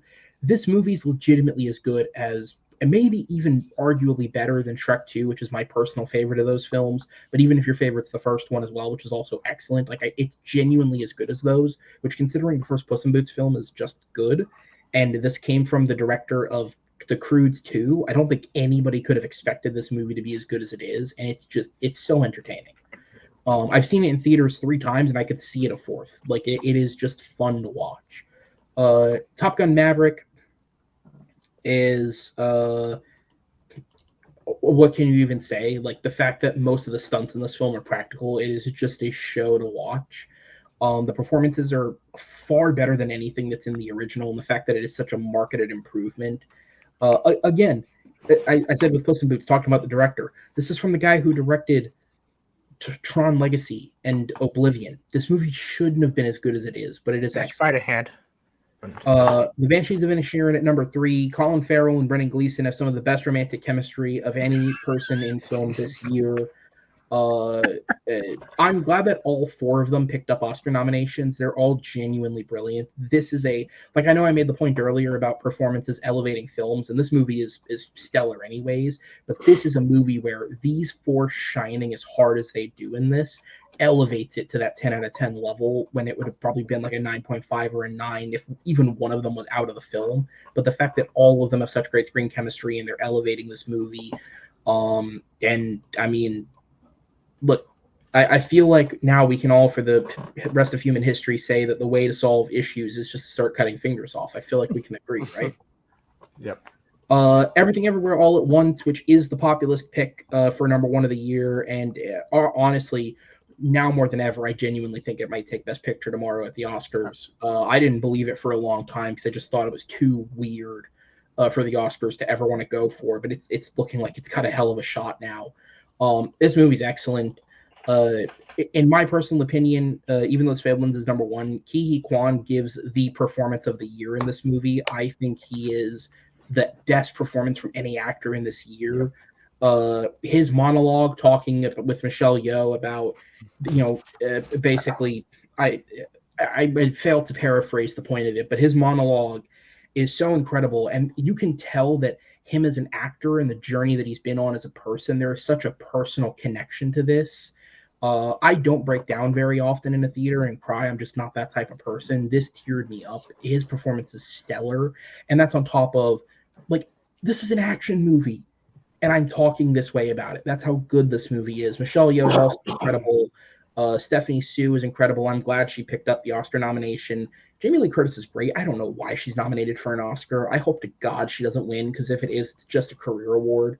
But that said, she is entertaining at the very least. This movie's great. And then number 1, The Fablemans. As I said when I did Henry's show a couple months ago, at the start of the year, talking about top 10, The Fablemans is it's a personal pick. As somebody who I've referenced earlier in the show, as somebody who has had a love of film his entire life and spent a lot of it cultivating that love of film amongst people who didn't love and appreciate film the same way that I do in that sense, always feeling like kind of the odd kid out because I knew the behind the scenes things of movies that nobody fucking cared about and feeling a little weird in that sense. This movie appealed to me. I found a lot within the lead character to relate to, and it struck me on an emotional level in that way. I think Paul Dano's incredible in this. I think Michelle Williams does overact a little bit at times, but I can overlook it because I think her more subtle moments are incredible. I think obviously Judd Hirsch gives an incredible performance, but I think the one that a lot of people are underrating, aside from the kid himself, is Seth Rogen. Like, for the role that he has to play in this movie, I think he does a great job with not a lot of screen time to sell how important this guy is to this family and just how much of a betrayal it actually is, what was going on. And again, comedic actor, not really the type of guy you expect to be in this movie, but he does a great job with it. Top to bottom, it's incredibly well made. It's very clearly personal, and David Lynch makes a cameo, and how the fuck can you not enjoy that? So I'll go ahead and pass it around. Matt, I'll go to you first. What are your thoughts of these films? Yeah, all these films are fantastic. Puss in Boots, The Last Wish, I think should win Best Animated Feature for sure. I think it's the best. I think it's the most creative with its animated style as well. And Death in the movie is just fantastic villain. Love him. The whistle, the little theme he has is just it's really, really good. I absolutely love that movie. Should win, it won't, because Del Toro has an animated movie, and that's why he's gonna win, because it's Del Toro and the Academy loves Del Toro, and they they'll give it to him even though he doesn't deserve Best Animated Feature. All right, now the movie's not that bad. Jesus. No, it's good. It's really good. But Del Toro's name is going to carry a lot of weight when it comes to the Academy. People are going to see him, like, his name's attached to the title. They're going to see that Del Toro, Best Animated Feature. I'm honestly surprised he wasn't nominated for Best Picture. I really like the movie. Like, I don't dislike it. Banshees. I think Banshees is a great movie as well. obviously it's led by just 4 powerhouse performances. I feel bad for Colin Farrell. If he got nominated most other years, I think he wins for Banshees. I think he's third right now. I really think just based on how the awards circuit has gone, it's been Austin Butler, Brendan Fraser back and forth. I don't think he's gonna win. I'd be happy for him. I just don't see it happening. But I really did enjoy it. Top Gun Maverick is my number 2 of the year. Absolutely love that movie. That is my dark horse to win Best Picture. I think that's the dark horse to come out and win. I don't think it's going to, but take out the 2 front, or I guess 3 front runners. After that, it's Top Gun, I think, even over All Quiet on the Western Front. Fablemans, I think that's going to be one of those situations. It's my number 3. I think that's going to be it's going to be like other years where one movie's going to win Best Director, one movie will win Best Picture. I think Fablemans is going to win Best Director. And then my number 1, Everything Everywhere All at Once, is going to win Best Picture. I think both these movies are fantastic. It's one of those movies where it's not for everybody. Everything Everywhere All at Once. I went to see it in theaters and I watched it with my folks. Just I think a month or 2 ago, and it got to the scene where the guy's trying to jump on that trophy. The scene where he's trying to land on a trophy. My dad turned it off. He's like, I swear to God, if somebody jumps on that trophy, I am turning it off. And he does, and he turned it off. And then he's like, I feel like I should finish it because I think it's going to make sense at the end. I have no clue what's going on, though. But yeah, all these movies are great. But I think 1 should win Best Animated Feature you have on the list. Won't win it, but yeah, flip-flop Banshees and Top Gun, and our top 3 would be the same. Like, as far as the movies in that top 3. Right. So yeah, I'm done. No, I'm sorry. I'd already said Jake. I'll go to you. Oh, sorry. Okay. I did not hear that. My bad. You're good. So I have now seen 4 of these movies. We're getting into some serious territory, I guess. Oh, shit. 2 of these movies I watched today. Okay. Which one? Banshees. I actually started Banshees last night and finished it today. Thoroughly enjoyed it. However, there are parts, again, there's something missing. Like, I don't love Banshees the way I love In Bruges and 3 Billboards, and I have to go back on 7 Psychopaths. I haven't seen that in a minute, but I get the feeling that it'll end up above Banshees too. It just, like, there's something that's not in Banshees that is in there, and I can't quite put my finger on it because the dialogue is snappy and witty. Colin Farrell and Brendan Gleeson are top notch. When you did say the thing about the best actors, or about the actors elevating the movie, I kind of thought that's what you were going to be referring to, because I think the acting is like one of the only good parts of this movie alongside the cinematography. But yeah, there's just I loved it. Something missing. Top Gun, I had fun with, but it's just action, not super duper my thing, and I enjoyed RRR a lot better as far as action. I thought the acting was a lot better in RRR. I think all of the things in Top Gun were just better in RRR. And then we will go to Doop Fablemans. I have at 7 in my personal list. I really loved the movie. As you said, it's a love letter to filmmaking. Steven Spielberg doing himself. There's not much I can say that hasn't been said about the flick. I think, okay, so I will just go and fillet Everything Everywhere All at Once. It's the best movie of the year. It would be my favorite movie of the year in a non-view askew year. That's just that's just a catch that you can't get past no matter what. It's perfect. I've been chips all in on this since February, before the DGAs even happened. Everything Everywhere All at Once will win Best Picture. Daniels will win Best Director. Michelle Yeoh will win Best Actress, and Ke Huy Quan most definitely will win Best Supporting Actor. But I will say, I think without Ki Hee Kwan, I think Judd Hirsch would have been my favorite for supporting actor. That's fair. Yeah, no, he was He excellent. was I fantastic. actually probably agree with you. I think him or Gleason. I do Gleason. Honestly, I like Keown more in that movie than I liked Gleason. Keown was great. That's like drawing straws there, but I'd probably give it to him. Yeah, I would too, but I think Gleason would. I think the Academy legacy. would go with him. Yeah, that's fair. Jacob, down to you. Yeah, so I actually haven't seen Puss in Boots yet. I plan on watching it either tonight or tomorrow, before the Oscars. That's the only one of the 5 nominees that I haven't seen. I haven't seen The Fabelmans either. I also plan on watching that before tomorrow. But Banshees is my number 2 from last year. I think the performances are all, spectacular, and I think the screenplay is really good. Top Gun, I did a double feature because I'd never seen the original either, so I double featured them in the same day. And after watching Top Gun, I was like, that one was fine. This one must be spectacular if they're calling this like the best movie of the year so far. Watch Top Gun Maverick. Yeah, no, it's really great. The action scenes, and that might just be my bias because those were filmed in my home state of Washington. So that's really cool. You always feel like some level of connection when things are filmed in your state for some reason. I love the stuff between Tom Cruise and Val Kilmer as well. I thought that was really cool. So, and then Everything Everywhere I have at number 8. I just love the fact that I was captivated by 2 rocks on the screen.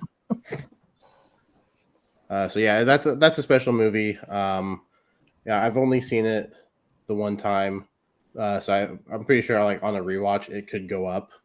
But yeah, I think it was overall a strong year for movies. So I think any of my top 10 I could put in any order, and I'd be happy with it. All right, and then Chris, over to you. Final thoughts on the films. Yeah, Puss in Boots. Thank you, Aaron, for convincing me to go see it like that week. And like, okay, I'd go see it. Loved it from start to finish. Probably is my favorite out of Shrek franchise now, just because he does more for the story and character than I think any Shrek movie does. And it go dog. I'd be careful spoilers and take everything about the character we accidentally did mention. But it's really good. It's fantastic. It made me feel heartfelt. Top Gun, I love Top Gun. So it was really good. 1 or 2 movies from this past year I saw twice in theater. Banshee I love. Any other year I think Colin Farrell should win Best Actor. Fableman I like a lot. It's sitting close to my bottom of my list. I just think the first half is a little bit slow. And actually it does pick up what Judge Hirsch come in, and then the film is fantastic from then on. Like I love the scene with the bully at the go dance, that whole scene. Yeah. I love the stuff with the girlfriend. I thought was really funny, was weird, but that got the biggest laugh in my theater besides David Lynch stuff. Yeah, and then my number 1 always been my number 1, and Everything Everywhere All at Once since April has been my number 1 for the whole year. This is from that.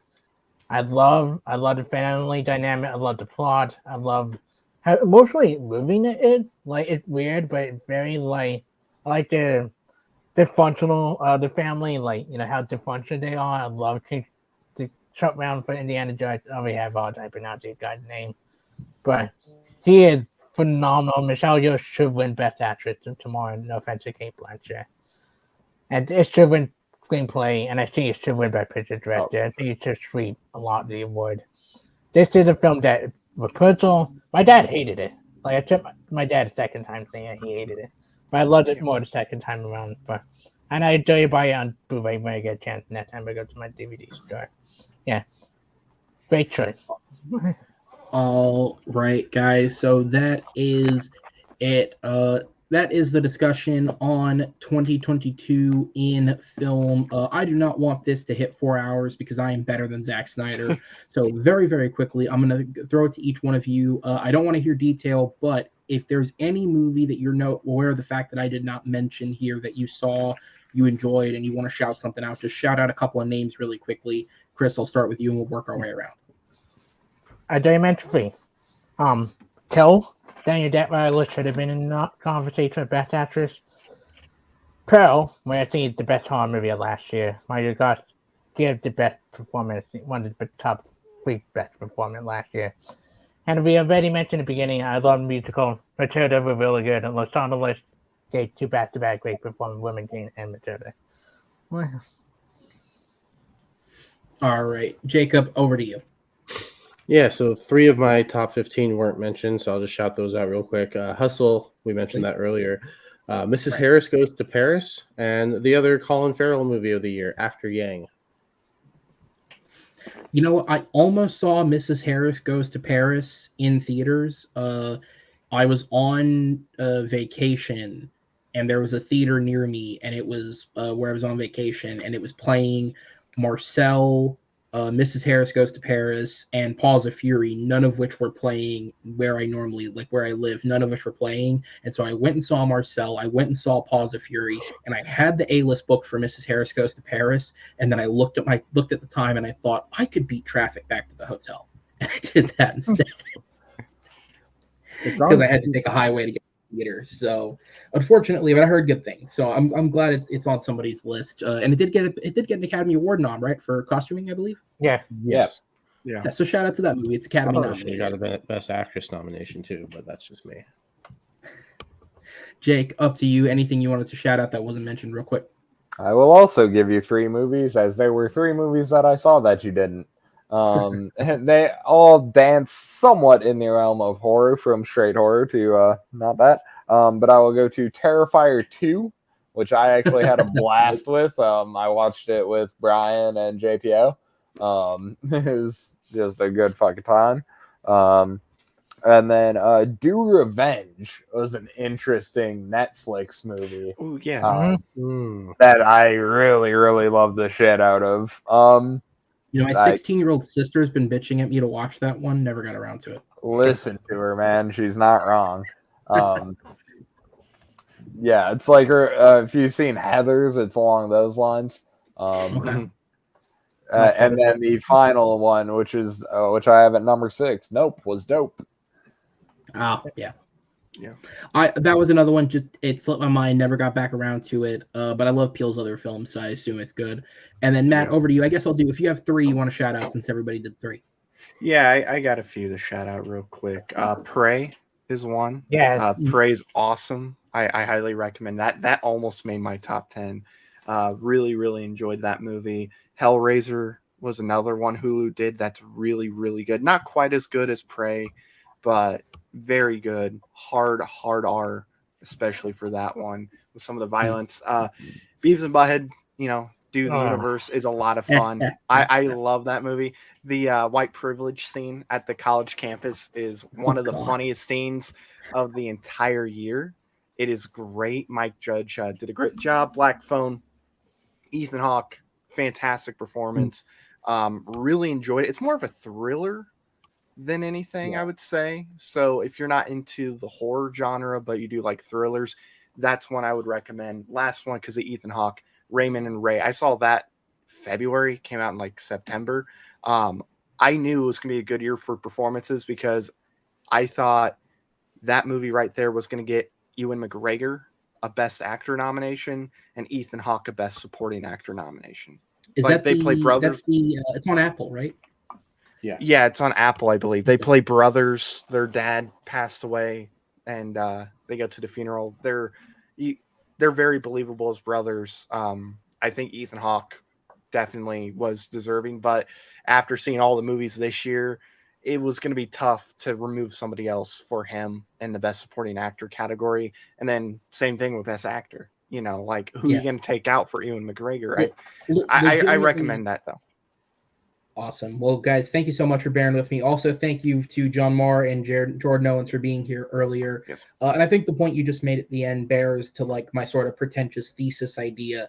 The performances really did elevate this year. The performances were absolutely stellar all around. Like whether you're talking about movies that were fine but were elevated by the performances, like the list I mentioned, or something like Banshees, which is excellent in and of itself, and then the performances elevated further. And again, like that Best Actor race, I think legitimately there's an argument, because like probably, I mean, arguably even more so than After Sun, because Mescal's an up-and-comer. Bill Nighy's Living is probably the most underseen of any of those films. Yeah. And again, there's an argument that he should win an Oscar for that film, because it's one of the best performances I've ever seen him give, and he's a great actor. So all around, the performances were incredible this year. This year, again, I said it, and I definitively will say it, it is the best year for film. At least in the 8 years that I've been reviewing films, I think it is. There's a lot of great stuff out there. Tune into the Oscars tomorrow night. I know it's like a dead thing worth promoting, but I still love the awards. It doesn't matter. At the end of the day, your opinion is what matters. Don't put too much stake in what wins an Oscar and what doesn't, but it's still fun to tune in and see. Some of the speeches can be incredible as well. I mean, sometimes they're like promoting their cause or whatever, and sometimes you get a genuine moment in a real speech. My most recent favorite was when Daniel Kaluuya referenced the fact that his parents had to fuck in order to make him. That's a great thing to bring up on national television. Speaking of fucking, here's a throwback to an hour and a half ago. Chris, I found the pictures for you, so I'm going to go ahead and put those on screen as I promote Movie Battleground, guys. Of course, this is Battleground Casual. Tune in next week once again for the spoiler discussion on Creed 3 and Scream 6. I would appreciate having you guys around for that. Tune in as well to the movie Battleground. We just had 3 great matches go up this week. 2 awesome rookies in Dawn Tucker and Joseph Burrows. Check that match out if you haven't, because those 2 made an impact on their first match. We also had a sports exhibition match, the first exhibition match of this year, go up, and we had Jeremy Adams versus John Marr go up. I'm going to go ahead and flip the image as I promote what comes up this week. What the fuck? We have a drunk exhibition match going up this week, taking place between Henry Sanchez, Jay Burns, and Alejandro Hernandez in honor of St. Patrick's Day. That'll go up on Wednesday. And then this Friday, we have the first title match of the season. Amaru Moses will take on Jay Burns. One of those men will be this dominant, and the other will be this submissive, but one will be champion. I must say, I like how you made those pictures, because it looks like Jason's going to shove that in Kermit's ass, and everybody on that picture is reacting to it about to happen. No, I did this with intent. I brought show and tell to that matchup. They're like, oh, Fozzie's like, waka waka. If we were monitored, Walter, I'm so glad we weren't monetized. Walter looks like he's excited to watch. His face is like smiling glee. Kermit at the top is just like, oh. Jason Segel like, welcome to Bros too, everyone. I'm just saying, guys, a Muppet sex spinoff would be a great idea, and I won that point. So I mean, look, the Muppets are being fisted anyway, so it makes sense. Okay, I'm so glad this isn't monetized, because we would lose that immediately. This Friday, March 17th, Amaru Moses goes for his first defense against Jay Burns. I'm just going to say this now. I don't consider this a spoiler to hype this matchup. This is the first title match that we have recorded for Movie Battleground in the new run that goes down to the final question. These guys fought tooth and nail against each other. They went to the final question. And I will tell you that the winner of this match absolutely earns their result, because both of these men turned up to play. This is some of the best blind round debating that you've ever seen. This is some of the best in terms of just prep, some of the best that these guys have done. They're both naturals, and they put on a great show. As with the last title match, because of just the video being so long and processing issues, it is going to be uploaded in 2 parts. So I would appreciate you guys checking out both parts. One will go up right after the other, so you don't have to do a lot of work, but it will be 2 separate videos just in order to make sure the quality of the video comes out the same as it should be. That said, I'm going to get out of here quicker than Zack Snyder did. Thank you guys for watching. Tune in next week. Check out the Movie Battleground. And on behalf of everybody here, my name is Aaron Knoll, and we will see you all next time. Take care.